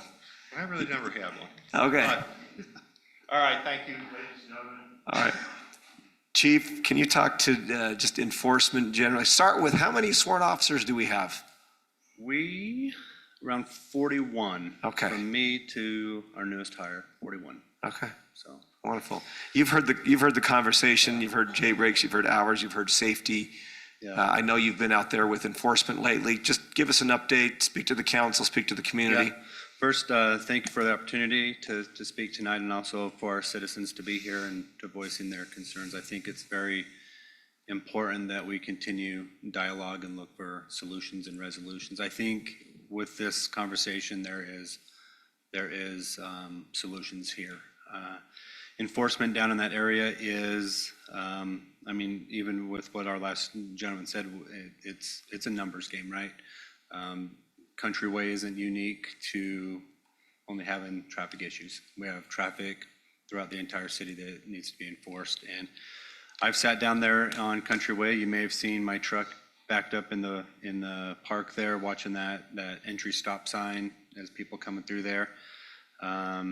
Those trucks, for the most part, I will say from my observation, most of them are complete stops. They do kind of do that little California roll, but understand they're hauling weight. To have them stop every 300 feet at a stop sign and going, I mean, you talk about noise and things that way, but for the most part, I have observed the trucks stopping. The citations that I've seen and I know that have been issued are beyond the trucks. A lot of it is traffic and even some residents in the area. It was a good positive addition in that park, in that parking lot for that park to put that chain, because that was one of the things that I brought up too, that we need to mitigate this as a through road, a shortcut, because again, that safety hazard with the pedestrians and stuff inside there. With the Jake brakes, I know Jake brakes aren't allowed anywhere in the city. This last week, we were giving citations out to drivers with Jake brakes. I don't know what company they were, but I was told, even through our traffic division, that was cited this last enforcement effort down there. The covered loads, I've worked with our state partners with UDOT and their truck inspectors. Sadly, I think they may be back up and running again, but they did lose their truck inspectors. They both retired, so they had to get new people trained and everything, but we will reach out to them again and get some more commercial enforcement down there as well. And then just so you understand too, yes, we do have one dedicated traffic officer, but all of our officers are traffic qualified. It's just that we allow Officer Ray to solely focus more on traffic, where the other officers are calls for service and different things, but all of them have been down in that area. The area, 300 East and George Washington. I mean, we get a lot of requests, so we're trying to fill those throughout the entire city. But Chief, talk about the wide turns. so trucks hauling doubles, they have to operate safely. They can operate outside that. I mean, they have to, but they have to do it safely. No, we don't want a head-on collision by any means. A lot of that is sounding like it's just impatience on those commercial drivers. But they can operate outside that single lane to make those turns. But again, it's a matter of safety. They have to operate safely, and it sounds like that wasn't the case, so. Maybe just one comment to add to Chief's from my years as a justice court judge. State law does punish CDL drivers at a higher punishment than they would just a personal driver. And the theory there is to increase their incentive of driving safely with those type of vehicles. And I presented over cases where folks lost their job because the court found that convicted them of the crime that was out there. And so my impression just with the drivers that came in the court is they took the driving very seriously, and mostly because the state had severe penalties for them if they were found in violation. Yeah, because those penalties go beyond just that driver. They'll go after the company as well for simple violations, whether it's speed or equipment or. Can you cite for uncovered loads? Yeah, so all loads, if there's any aggregate material above those rails, they have to be tarped, no matter what. I do like what Councilman Henderson's saying. And this body can make that change if they want to see, if you're hauling aggregate, it's got to be a damp aggregate, If it's flowing out of the bed of the truck, then that's enough for us to pull them over to then cite under our city ordinance. But Question, you said if it's over the rails, it needs to So be tarped. If it's below the rails, it doesn't need to be tarped? that's what the state law is, yeah. Okay. So, but anything above the rails has to be tarped. But like I said, if they're losing it on the roads, then that's problematic, so. But not large rocks, right? Like if it's large rocks, like if it's big boulders, those don't have to be tarp. Yeah, It's just dirt material. dirt material, stuff that can leave the bed of the truck. Yeah. Anything But else, that is Chief? something that we'll, like I said, we'll get the word out again, tell the rest of our officers too, to kind of watch for those violations. I live right there off of Fields Road. I hear the Jake breaks too. I've got a sign right outside my subdivision, so I know it happens. I've pulled cars or commercial vehicles over for it myself. And again, it's just kind of an education thing, but I think these citizens want is they want kind of more of that enforcement, and we're able and willing to do that for them, so. How many tickets were issued and what for? When Officer Ray was down there last Thursday, he issued 21 citations. Speed, stop sign. He did pull over a Jake brake and then uncovered loads. So All for the truck traffic? it wasn't, they local weren't all commercial vehicle stops, but some of them were, but they were all on that countryway. How many of the speeders were the trucks? I don't have the specific, I could ask, but he mentioned to me the trucks weren't the speed. It was the commercial, or the passenger vehicle. It's been a few years, but I'm pretty sure any moving violation on a CDL suspends your license, and then multiples, you can actually lose your CDL license, which is losing their job. So for speed violations, it's very serious from the penalty side. It can make these people lose their job. And I'm not saying that means we shouldn't enforce the speed limits. I'm saying that most of these drivers can't afford to get a speeding ticket because they'll lose their job. Thanks, Chief. You're welcome. Appreciate it. Thank you. So Andy, if you'll speak to the council a little bit, and then we'll turn this back to the city council to deliberate, and we'll move through these three items. Actually, I will give the applicant or the applicant's representative a chance after you. We've just to clarify some things that I heard, percentage of traffic, striping, sweeping, traffic Yeah, limit signs, just those issues. so we do have Jake brake signs that we put out on top of both hills, both ways, coming down. And then the street sweeper is out there a lot compared to the rest of Washington City. I mean, we try to sweep every road at least once a year, and that sweeper's out there probably once a month. But I was thinking, well, not, anyway, we could look at from the Dam Road to Countryway about opening those radiuses up a little bit, because there is a planter strip between the sidewalk. So we might be able to look at getting wider radiuses there, so they don't need to take so much room to make the corners. And also maybe look at that median. If the median helps, we could also maybe put a narrower median, like on 300 East, where it's just that 2 feet wide instead of the 4 feet in between, just to get any more room there for those trucks making those turns. And we will get the crosswalks painted. The crosswalks now are existing, are stamped colored concrete. And I think the white would delineate that. But that's another thing, is like, the road's so busy, I have to get people out in the street to paint it. So the warmer the temperature, the less time I have people in that road. It's, just to mitigate the safety issues, so. We're so lucky to have you, Andy. You do a great job. We've been talking a lot about just percentage of traffic. You know streets in Washington better than anybody. Like, where's the traffic coming from? What are the percentages? We're just doing our due diligence on what we're being told. I could probably agree with the 10% being JP's trucks hauling from that site, with the majority coming from the gravel pits, because everyone hauls from the gravel pit.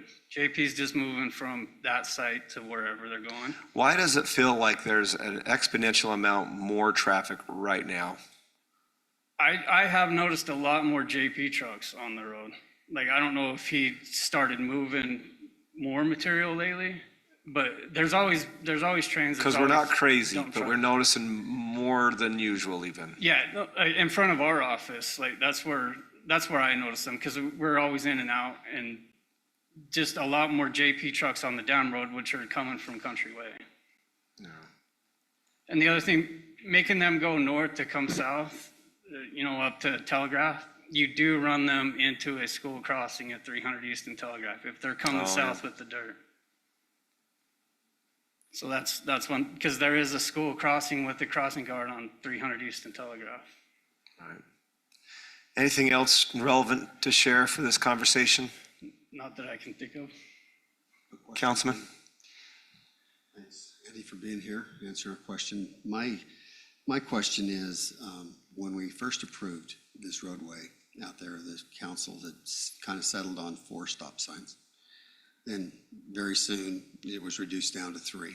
Right. My question is this: it's never a good idea to use stop signs for speed mitigation.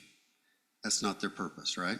No, it actually states in a warrant study for a 4-way stop that it cannot be used to mitigate speed. And in light of that, my question is this: if we were to remove the middle stop sign, because what I'm hearing from the residents is slowing down, speeding up, these huge trucks, it takes a lot of power to get those things stopped and to get them going again. I just wonder if we could look at that as well to say, I'm not a traffic engineer, but I just think that if you could remove that stop and start at one of the lights, maybe that would help overall make a better situation.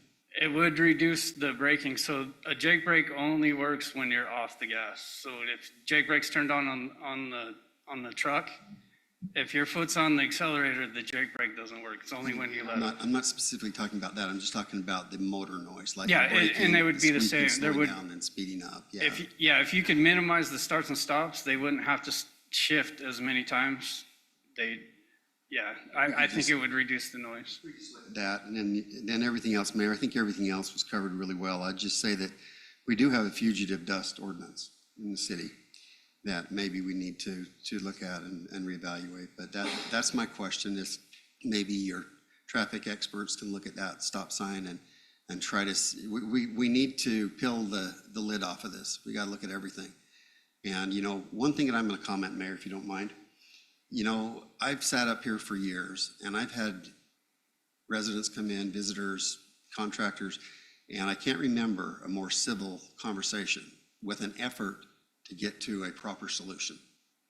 So, to everyone that's here tonight, I appreciate that, because that gives us a way to move forward and to find it, because we are concerned about the safety in our city. We wear that burden a lot.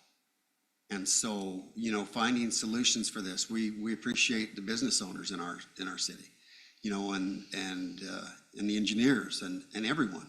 But we've got to find a way to coexist safely and in a way that it doesn't damage quality of life, but still allows business owners to do their business. I hope that we can find that balance. And anyway, I appreciate your comments. Thanks, Andy. Well said, Councilman Ivy.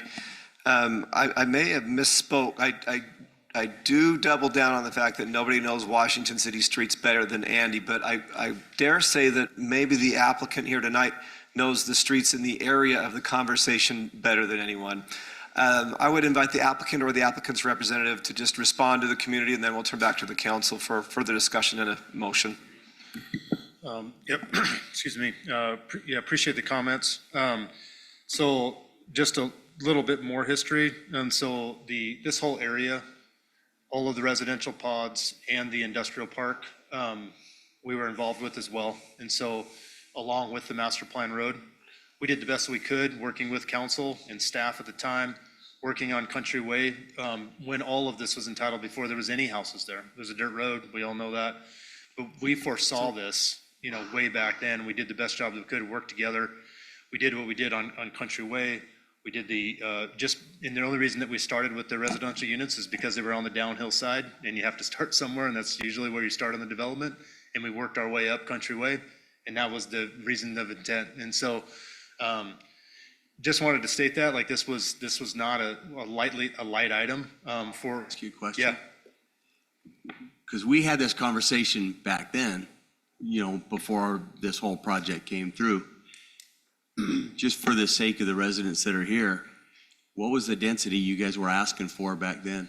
So when it came in and we did this, it was double. I want to say that it was 1,400 units. 1,400 doors is what you guys were asking for. And you remember the conversation we had back then was, you're entitled at 465, I think it is? Well, yeah, that's what we are now. I think it's just over 500 or something, or just right around there, is what it is now, is what it ended up at.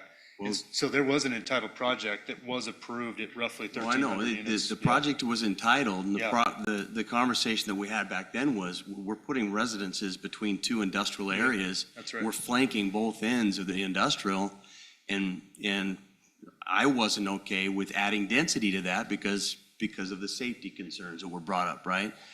The 4 stop signs that are there, that was my motion to put those there because of, we want to slow the traffic down. We don't want to have this open thoroughfare through residential areas.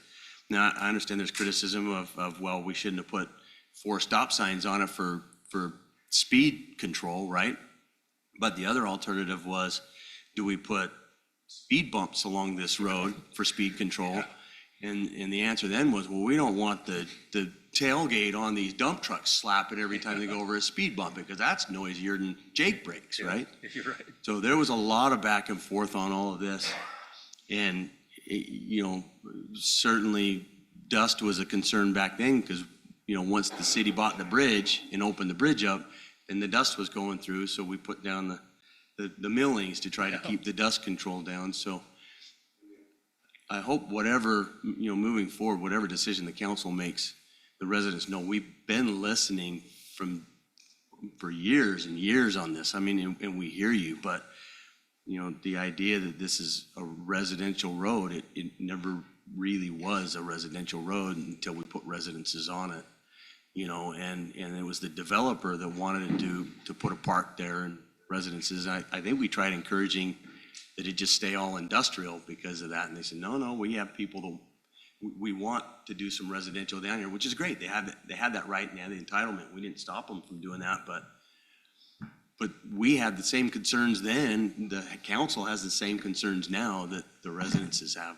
I think everybody looks for ways to fix that issue, but I didn't want to argue with anybody, but I mean, there's a lot of history in this whole area and the whole project. Yeah, you know very well. And obviously, those are great details. Yeah, and those are all the things that we talked through over several meetings, if I remember right. Like, it was a lot of effort put into it. And again, we did the best forecasting that we could and came up with the best option that we all thought would mitigate the best we could. And that's where it's at. Just a couple of items on just only speaking on JP standards. Filled loads are always covered. That's company standard. They already are hauled wet, just as we're talking about them. Just getting clarification to that. Because they're getting wet and prepped for placement the moment they hit the ground. As everybody knows, they're a very fast-moving company, so they literally are prepping that with it on site before they're loaded and doing that. And so been working on that. No Jake Rikes, obviously it's the law anyways, but that's also company policy. And hours of operation, the 7 to 5 p.m., 7 a.m. to 5 p.m. is what JP's across the boards. It's not a site specific. That is 7 a.m. to 5 p.m. And so just a couple of clarifications of items that have came up. The other item was the reduction comment of the load reduction the gentleman asked about. So that's a tough question because you got different size of trucks, you got different, if their loads are full, how much time, and so, but I mean, 1 million yards could account for 40 or 50,000 trips, like your years of time. Are you, 20 yards or so in a? Well, it depends on how they're hauling. 10 yards? Yeah, I mean, they're more. But with a double, you'd have 20?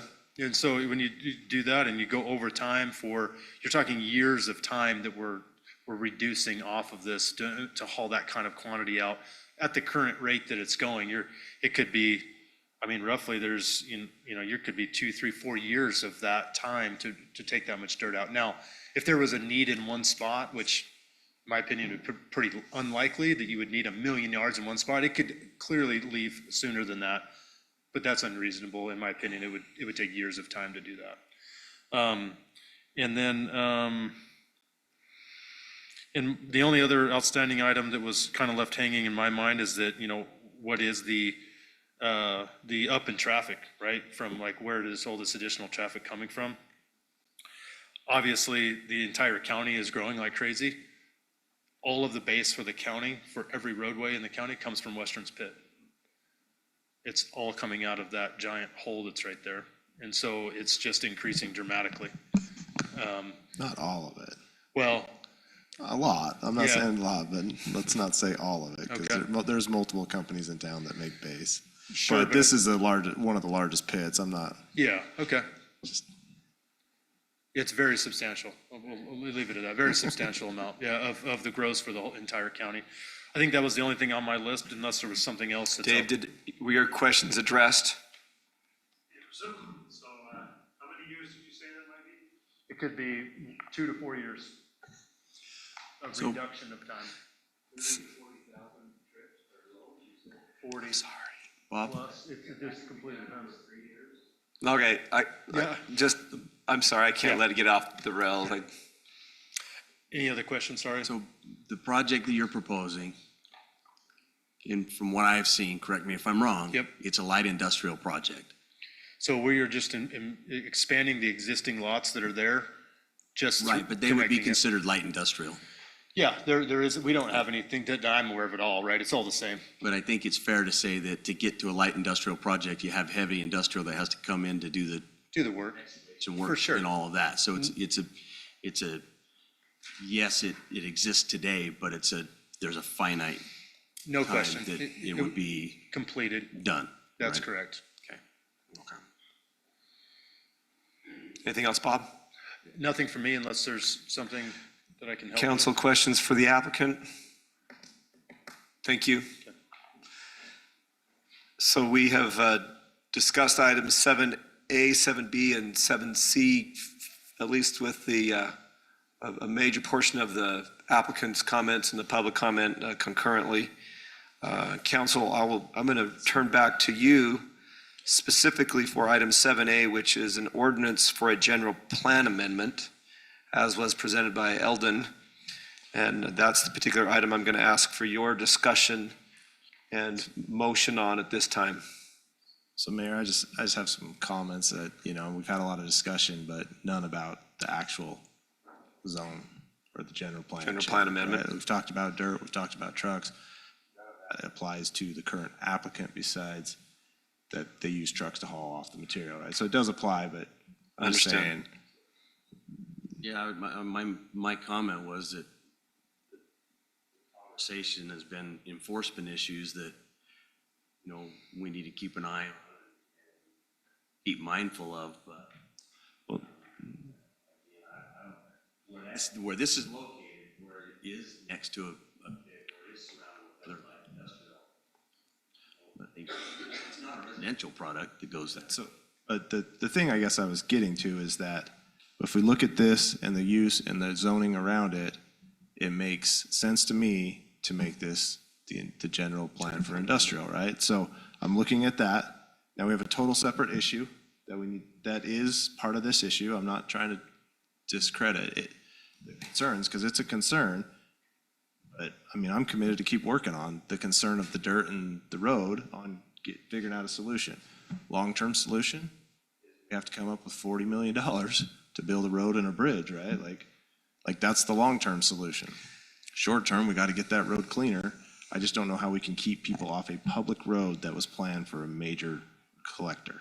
That's where I'm struggling is, okay, and why are we pinning one applicant when there's landfill people that drive across, and we know that there's Western Rock and the other pit that's out there. I mean, I'm the chairman of the landfill. There's 2 landfills out there, and we only control one side, right? And now we're the bigger one, and I can go have that conversation with the public and remind them of this and tell them, show me their routes. They say they're not, but I'm sure there's trucks that go, but specifically trucks that come from Hurricane are not allowed to come down the Southern Parkway. They have to go down Telegraph. That's one in the negotiations we did. But if they're coming from Washington Fields, they have every right to go down. It's generally closer than Telegraph, but we force everyone from the county to use Telegraph as much as possible on the trash collection. but you can't stop the guy who's just, the private companies. That's only the contract we have with Construction. Republic. We can't have contracts with Arrowhead Waste and those guys, and they have right to use any public road. So I will commit to go talk to them again and reinforce that on our end to help with some of the trash can. But, I mean, I don't know the percentages of trucks that are going down there that are this applicant, but he has right as a public road to go down that road that was designed for it. So I think we can separate the two. Let's go work on the problem of the dust, because I feel for them. I think we should get rid of the stop signs if we want to do it and worry traffic control on speed. Because stopping those trucks drops dirt every time they stop, I'm sure. So, or do we go back to safety? And it's a chicken and egg thing with this road and how we're working on it. So I think we need to keep working on the problem to give them a solution. But this one applicant right here, I don't think it's at the max 10, 15%. It's not the bulk of the problem. And if we can start enforcing some of our own rules that we have, and I mean, I don't know, I don't sit out there and watch which trucks are doing, but if we can have some enforcement on it the best we can with the resources we have, I think we can solve some of the problems that we're having. And maybe look at the ordinances and see if there's some adjustments we can make to, make it so it is better. Because I do agree with you that this is an issue that we should work on, but I do feel like it's a separate issue, whereas because the place for the industrial there, it's the best use for that area. And I'm actually surprised that it hasn't already been designated industrial. It's on its own little island surrounded by industrial. Over Years ago. Kind of straggler, but I personally am not comfortable with eliminating or taking stop signs out just because of the fact that there are so many kids in the area. I'd rather have some dirt on the road. And that's the thing, right? Traveling. I'm saying we should, I'm just being the devil's advocate of, okay, then let's take them out if we're worried about the dirt or we're more worried about safety. I think they're good, especially, in certain areas. I wish there wasn't 3, but when we looked at it, 2 years ago, we could only justify taking one out, the rest. When we I tried to get them to put. when we actually had the warrant study, 2 of them were warranted. We had 4. Recommendation was to take 2 out. The council removed 1. Okay, that's And in conjunction with the residents who came. Yeah. Correct me if I'm wrong, though, you can do speed bumps as a traffic. Why not? We don't do speed bumps in any of our They don't city do it in our roads. city, but they do in other cities. They'll do speed bumps on road I'd rather put waterways in. traffic. I've seen them. So we're going to roll this back into the item on the table, which is a general plan amendment, as was reminded us by Councilman Coates. I'm happy to happy to listen to further discussion on item 7A and/or a motion for general plan amendment G-25-08 from not yet determined at medium high density to industrial. I'll make that motion that we approve the general plan amendment for G-25-08 from not yet determined and medium high density to the industrial. Second.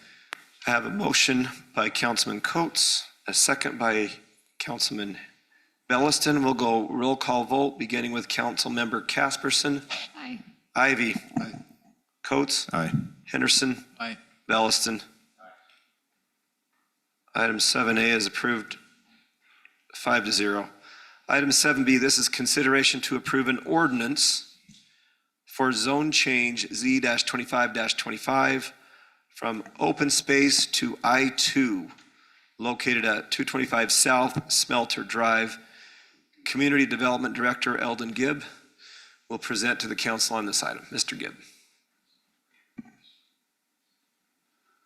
Thank you, Mayor. I'll pull up the map here.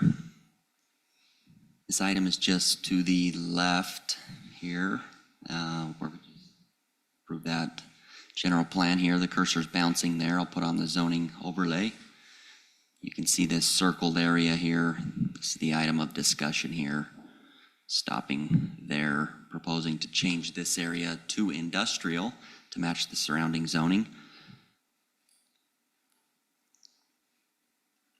to a proposed I-2 zoning designation. Again, the Hillside Committee met and discussed this project and supported the project that they reviewed. On January 21st, 2026, the Planning Commission reviewed this request and unanimously recommended approval based on the following findings and recommendation to council, with the condition to council to begin the process of identifying and designating truck routes in the area. That concludes staff report. I'm happy to answer any questions you may have at this time. Questions for the Community Development Director? Eldon, can you look in our packet? I don't think this is in our packet. I think the exhibits got duplicated. Yes, hang tight, let me take a look. The writing's correct, but the exhibit, I just want to make sure we're.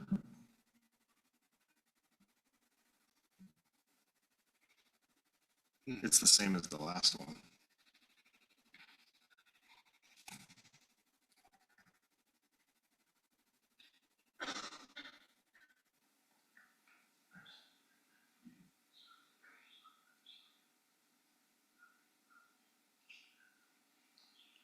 You are correct. The item in the packet is the one that was previously discussed. The correct item was shown on the screen here. Red circle here. Noticing was set out for the correct item for the zone change. The only miscommunication was the item in the packet. And I saw it in planning. You mind pulling that back up?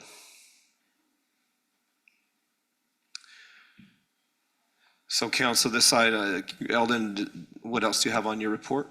That concludes staff report. I'm happy to answer any questions here. So this item is to adopt an I-2 zoning as indicated. For just this parcel, this little piece right there? Correct. 0.65 acres, changing from open space to a proposed I-2. What's around it? Oh, it's all industrial. Okay. So the general plan was. To the right of it, that's that rectangle box that goes north and south. That was the item we just changed the general plan on. We can't. General plan, but we're not changing the zoning on that. We're gonna leave it. Plan through, then zone change will follow that up. So that We'll be back here in a couple of weeks. could be whenever the applicant's ready to move forward on that. So this is just a remnant zoning. Pretty straightforward. Council, questions for staff? Do you feel like you need to hear from the applicant? Ready for a motion on this item?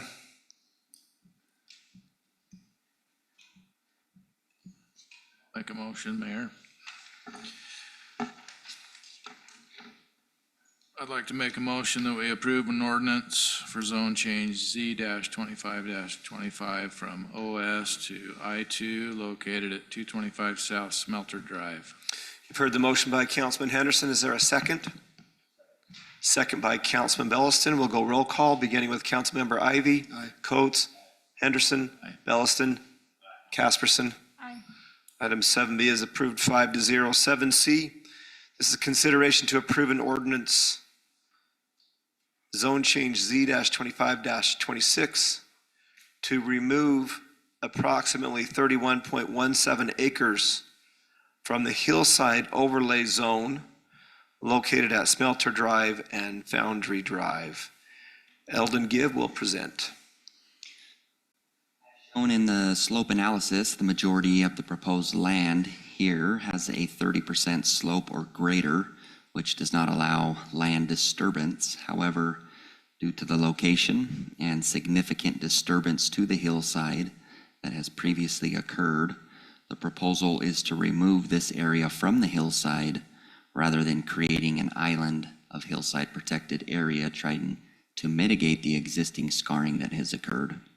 Bob did a pretty good job explaining this tiered system up to that back line and tying into that existing scarring there. The applicant is to terrace the land upwards towards the east property line and tie into the ridge with a 1-to-1 ratio. On December 4th, the Hillside Review Board reviewed the proposed development plan for this area, and the minutes for that meeting are attached to this report. Hillside Review Board made a recommendation to approve the removal of the 31.17 acres from the Hillside Overlay Zone due to the amount of disturbance that has occurred on the land, with the condition that the specific details of the easterly cut be brought back to and reviewed by the Hillside Review Board, with all grading for this cut being done in accordance with IBC. On January 21st, the Planning Commission reviewed this request and unanimously recommended approval of this zone change based on the following findings and recommendation to council to begin the process identifying and designating truck routes in this area, noting the added concern this development may have towards traffic and air quality in the area. In your packet there's some illustrations, which I'm happy to go through and discuss.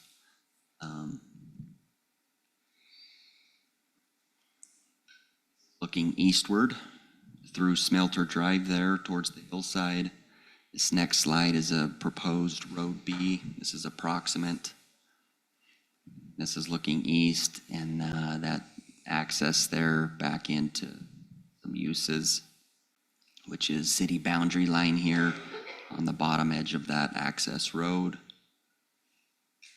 This is driving down that access road, maybe 150, 200 feet, looking north into the existing scarring. You can see it's pretty significant here. This next photo is approximate boundary line of the east side, which is where that cut would be made and tied into the existing hill.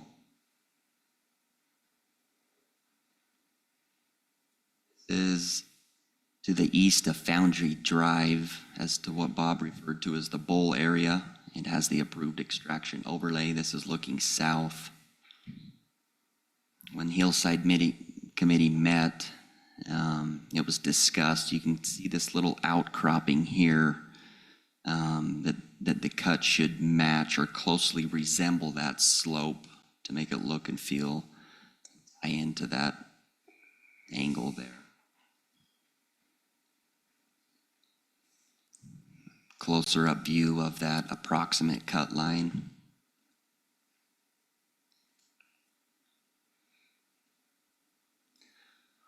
That concludes staff report. I'm happy to discuss any questions you may have. Sheldon, I've got a question. It sounded, or Mayor, if it's okay. It sounded as if, just the language that you just read, that the Hillside Committee wanted to retain a little bit of control still on some things by reviewing some, future plans and things like that. I guess my concern would be, or my question would be, if we completely remove this from the hillside, then does that weaken the ability to hold them accountable?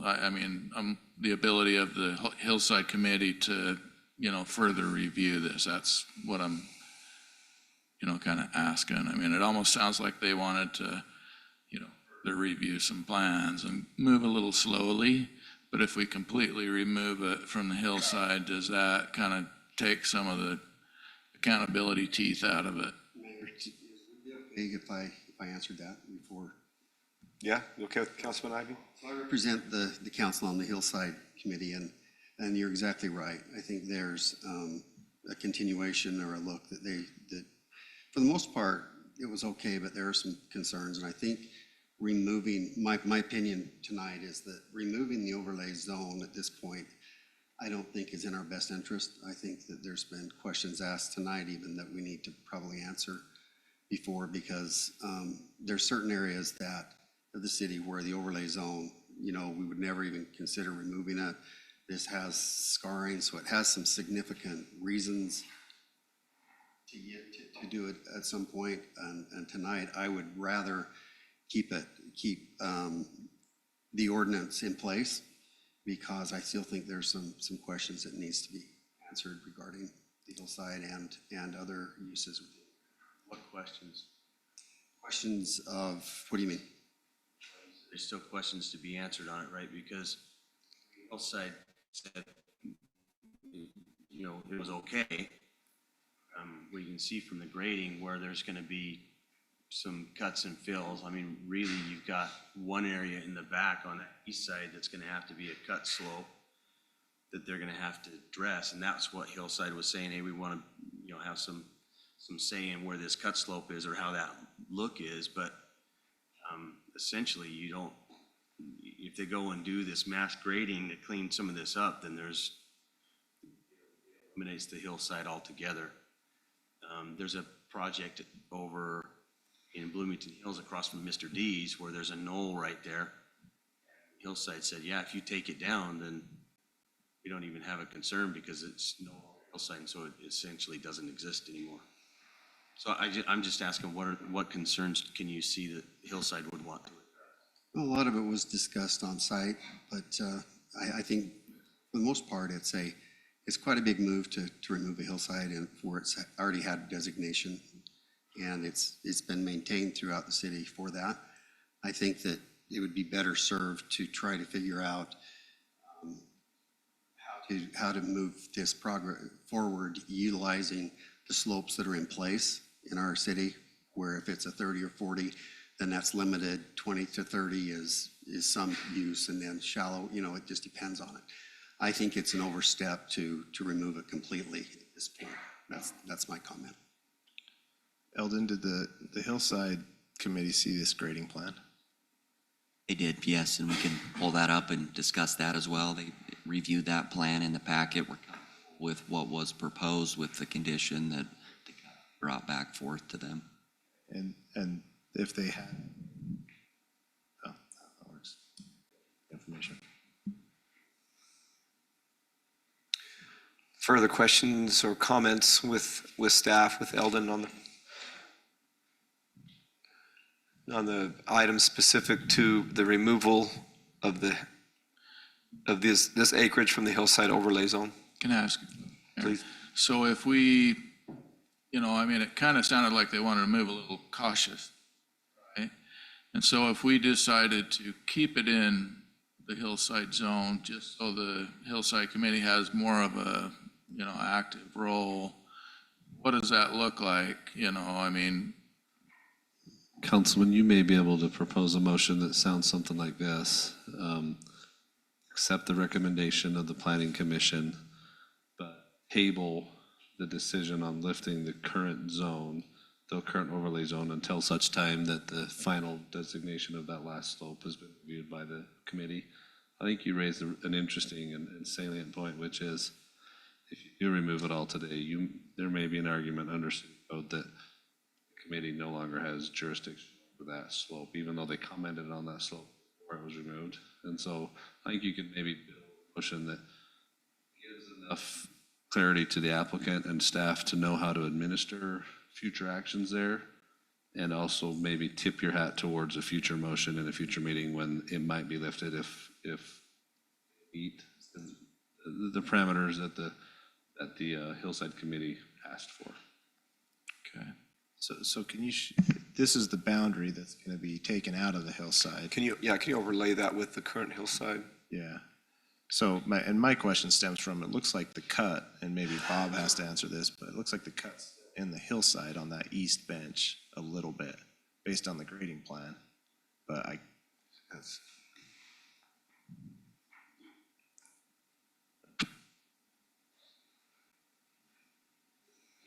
Bob, go ahead. Yeah, sorry, I didn't know if you were asking me or not asking me. So. I was kind of asking you. Yeah, I'm good either way. So the intent there is that, and it's really tough in those pictures because of the angles of the ridge line and then what's disturbed on both sides. You can see that it's just slightly past on this east side where the existing slope is now. Yeah, and I saw that in the pictures, and I see it in the grading. I guess my train of thought was, one, if you've already been approved through Hillside, why do you want it removed? Because you can grade in Hillside as long as you're approved, is my first question to you. And there might be other reasons, but we already have an approved, or we have a grading plan, and this is a conceptual grading plan that's not approved yet, right? So the current mass grading plan is everything to the north of this box. It's not in my current mass grading plan at all. That's in our packet That's what I'm looking at. It is, and it's, so that's in there, but I have no approval on the hillside No, grading at no all. approval yet, but the Hillside Committee reviewed your grading plan. Yes. And we're good with your grading plan. Yes. Hillside, Yes, and their comment was, is if the city council agreed and they pulled it out, that they would like to see this east slope and what that design would be. I guess my question to you is, and I've had these projects that I've done where they've kept us in the hillside, present our grading, and it gets approved, and so it doesn't really matter because the grading was approved even though it's inside the hills. To add to that, Bob had originally wanted to ask for relief in the hillside. When we met, the hillside felt the need to remove it due to the 30% requirement that, hey, the majority of this land exceeds a 30%. And the hillside's the one, It was 30%. It was already pre-disturbed and damaged that way, right? Like, it's already been scarred. And there's not any worth saving, pretty much, because it's been an industrial pit for a long time. That's right. proposal to remove came from the hillside committee. There wanted an exception, and there was some discussion there. Lynn, does that also explain how some of these obviously graded pads are still in there? Because they went to the committee, got whatever. Even though it's been reviewed and disturbed per the committee's recommendations. Exactly right. Yes, the hillside overlay still exists. However, they've complied with those conditions to. See, and I would rather see it that we, if that's the recommendation of the hillside, is that we remove it from hillside but a condition that the east bench be reviewed by hillside as they come to the completion of it or close to it. That construction documents. My understanding is that, and this is just my interpretation of it, is our next application would, number one item would be to address the design of that hillside. It would go to hillside before anything else was submitted. They would review and give a thumbs up, thumbs down recommendations. Then everything else would roll together with it, meaning the preliminary plat with the grading and all of those things. And so that was my understanding of it from them. So are you referring to if the proposal is successful being removed from the hillside overlay zone, the details of the easterly cut shall be brought back to the review board for review prior to the next and or any work to be done in the area? That's correct. That's what Yep, and so it would be removed so that we could move forward with that, but then we would go into detailed design with them, because they had several comments. They had several comments about what that hillside wanted to be, but they're like, there's so many details in there, if the council doesn't want to do it, then there's no reason to go through those items at this point. But if it is removed, then number one step is to go back through that design, make sure that they're good with it, and then move through the application process. Bob, but to tie this back is, we're talking about removing 3 million yards of dirt. So to be clear, that's with the existing plan, not this part right here. We're coupling these things together. Currently, there's 4 million yards without this to be removed in the plan. So that's the first item. Tell me what you mean by currently in the plan. Currently, we have an improved mass grading plan that's already gone through Hillside. That's approved that we're excavating now, that has $4 million, Okay. 4 million right now. With this, if we were to link these two things together in this space to connect roads and to get the elevations right, we won't be able to take as much out of there anymore over the whole project. So we would add this space in to the other application essentially, and our overall excavation would go from 4 million to 3 million. This The side only- current existing grading plus the new plan. all together, everything. So you're saying this mitigates? This is a major reduction. I'm combining both projects together, and I'm going for, right now, we have 4 million to leave. I'm going to combine it all together and drop down to 3 million.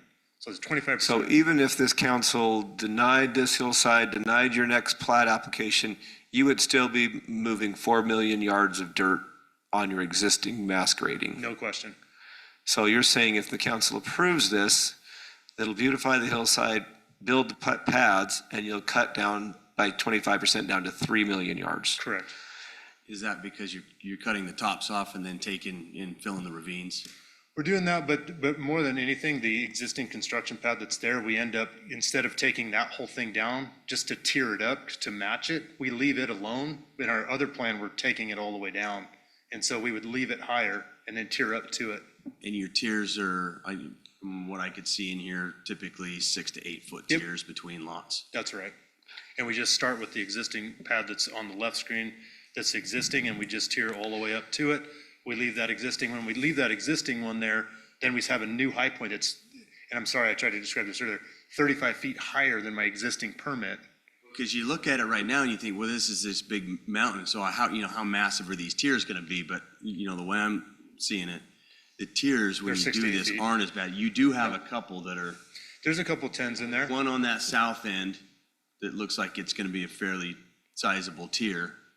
Yeah, but you're per your ordinance though. I mean, they're 10, 11 feet I'm max. not arguing that. Yeah. I'm just saying that most of these are gonna be in that 6 to 8 foot range. No which isn't question. That's correct.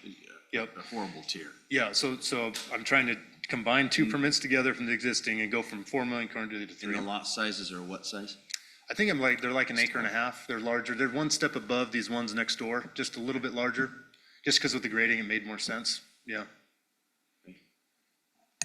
Sorry, does that clarification make more sense now? That is, I mean, when you put into context of what the conditions currently are, Yeah. that helps. I mean, I think, I appreciate what Councilman Ivy's saying, because I think with his role on the Hillside Committee, ideally, there are those guidelines with those slopes and those percentages as a protection. Sure, totally. But I understand now why staff had recommended this, and you're working. If you worked within the context of the Hillside ordinance, can we reduce? We can't accomplish that. Because I'm connecting roads through that space that connect from the south side up through into the valley to loop through. And if it's any steeper, my road percentages are, especially for industrial, are way too steep. Okay, council, further questions for the applicant's representative? No. Thanks, Bob.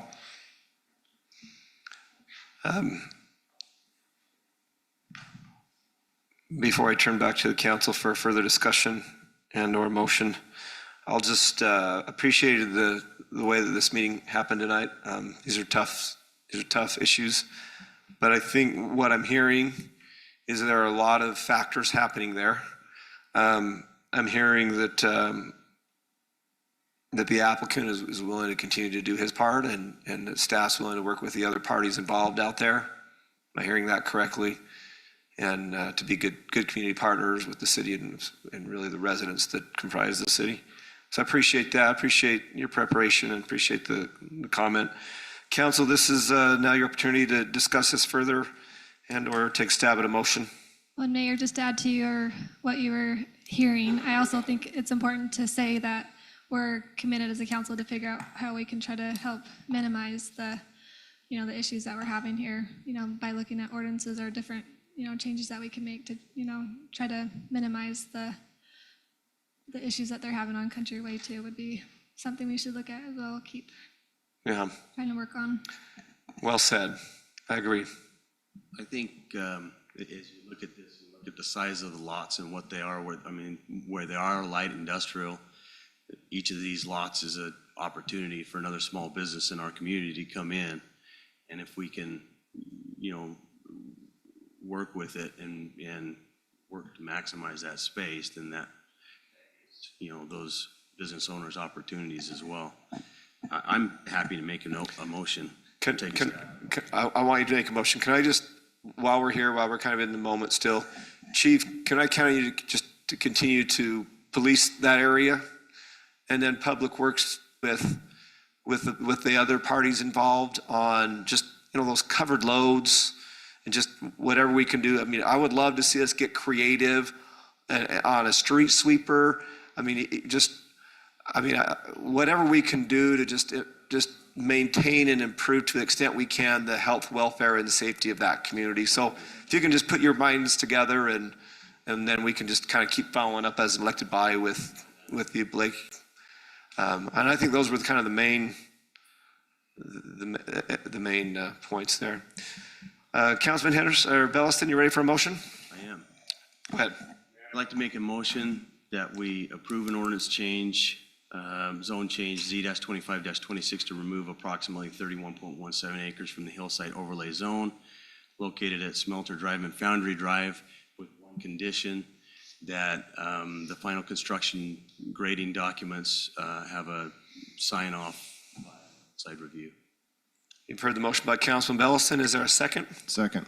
Second by Councilman Coates. We'll go roll call, beginning with Councilmember Coates. Aye. Henderson. Aye. Belliston. Casperson. Aye. Ivy. Nay. That item 7C is approved on a vote of 4-1. We'll move on to the next item on our agenda, which is report of officers from assigned committees. Beginning at my left with Councilmember Belliston. I don't have anything to report this week, thank you. Councilman Henderson. Mayor, I don't have anything to report other than we do have a tree committee meeting scheduled for a couple of weeks from now. So looking forward to that. Councilman Coates. Mayor, I don't have anything, but next time we will, because all our meetings are next week. So. Councilman Ivy. We had MPO this last week, and there are some exciting things to tell you about. It was announced that the bridge to connect SR7 to I-15 begins soon. It's a 2-year build, so that will complete that route all the way from I-15 clear to SR7. So that'll be a great east-west. So are we talking Dixie Drive Washington Boulevard. and tying into George Washington Boulevard? And that's a 2-year project 2-year build. to complete? It's not going to start for a while, and so they figured 1.5 years. So I'm figuring like 2 years until it will be operational. And you're right, that is another Virgin River crossing, isn't it? Yeah, and give us a great east-west to keep. Is that close there to the Dixie Drive area, or is that? Yeah, if you can individualized? picture George Washington Boulevard and you just go straight, there's already a turnout right there by the car wash. Right there by Summit. It'll go due west, and then it'll tie into where Dixie Convention Center kind of comes and turns off the freeway. It'll tie straight into. We're really excited about that. I think that'll be great for our community. And then I'm sure most of you have heard about the reapproved Northern Corridor. That is a roadway that'll connect Red Hills Parkway on the west to Washington Parkway on the east. It's a great east-west corridor, keeps traffic out of the downtown in St. George. Did they start warming up the dozers yet, like you requested? We suggested that. But, part of that trade-off, and I'm sure you know it, there might be some listening that does not know this, is that it was a trade-off that we would then designate Zone 6, which is 6,800 acres, which is west of Bloomington and south of Santa Clara, is now in the expansion of the Red Cliffs National Conservation Area. So, that's something that's been contested. I don't know if we're out of the woods on court challenges, but it has been reapproved with the route that was considered by most to be the most optimum route. And, we look forward to it in Washington because it actually terminates at Washington Parkway, north end of Green Springs, which, we understand the importance. We've talked a lot tonight about transportation and getting around and moving people and machinery and stuff, and that gives us another east-west corridor there as well. Of course, it'll come out behind the Sugarloaf in St. George. That's the Dixie Rock for those that moved here later. Councilman Ivy, I might just piggyback on your report. There is city-owned land in the path of the right-of-way that has been selected. And so UDOT is cooperating and collaborating with us on attempting to obtain right-of-way through those areas. Council will hear about that in more particulars as the documents and things come. Just tell them to send us a street sweeper in exchange for the. We are negotiating with them because we also need some right-of-way along the Southern Parkway for some water issues. And so, yeah, it is a negotiation. And a street sweeper. So Kurt mentioned that to me, and I look forward to that. Mayor, the last thing I'd mention, we are going to have a council meeting before this, but just if you want to put in your calendars, the Dixie Regional Transportation Expo is February 17th at the Dixie Convention Center from 10 in the morning till 5 in the afternoon. You got that, Tara or Hannah, on the calendars? Thank you, Councilman. Those are exciting updates. Yes. Councilmember Casperson. Okay. So I'll just add, as I recall, Washington City has removed around 700,000 square feet of non-functional turf on the buyback program, saving millions of gallons of water. We have removed more grass than Salt Lake City, which is 5 times our size, so that's something. And I think we're number 2 in the state, so that's pretty good. The Washington County Water Conservancy District is hosting some local infrastructure tours. I'll shoot this out in an email. There are some dates in February and March. And then there's a San Diego reuse tour, March 23rd and 24th. So if you're interested in going on that, get me a response sooner than later so that we can get that's back on and confirmed for March 23rd and 24th. I think that's a Monday and Tuesday.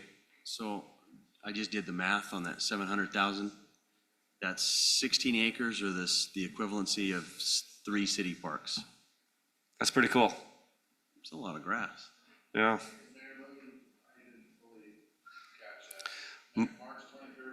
23rd and 24th. And that's the reuse tour. Yep. And it's kind of a first come, first serve. So if you're in, shoot me a text and I'll get that over to the district right away. Yep. And that is everything I have. We'll go to our city manager report. Thanks, Mayor. I don't have anything to report this week. We do not have need for closed session.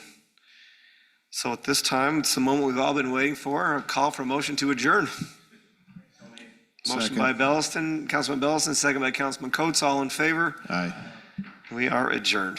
Have a good evening, everyone.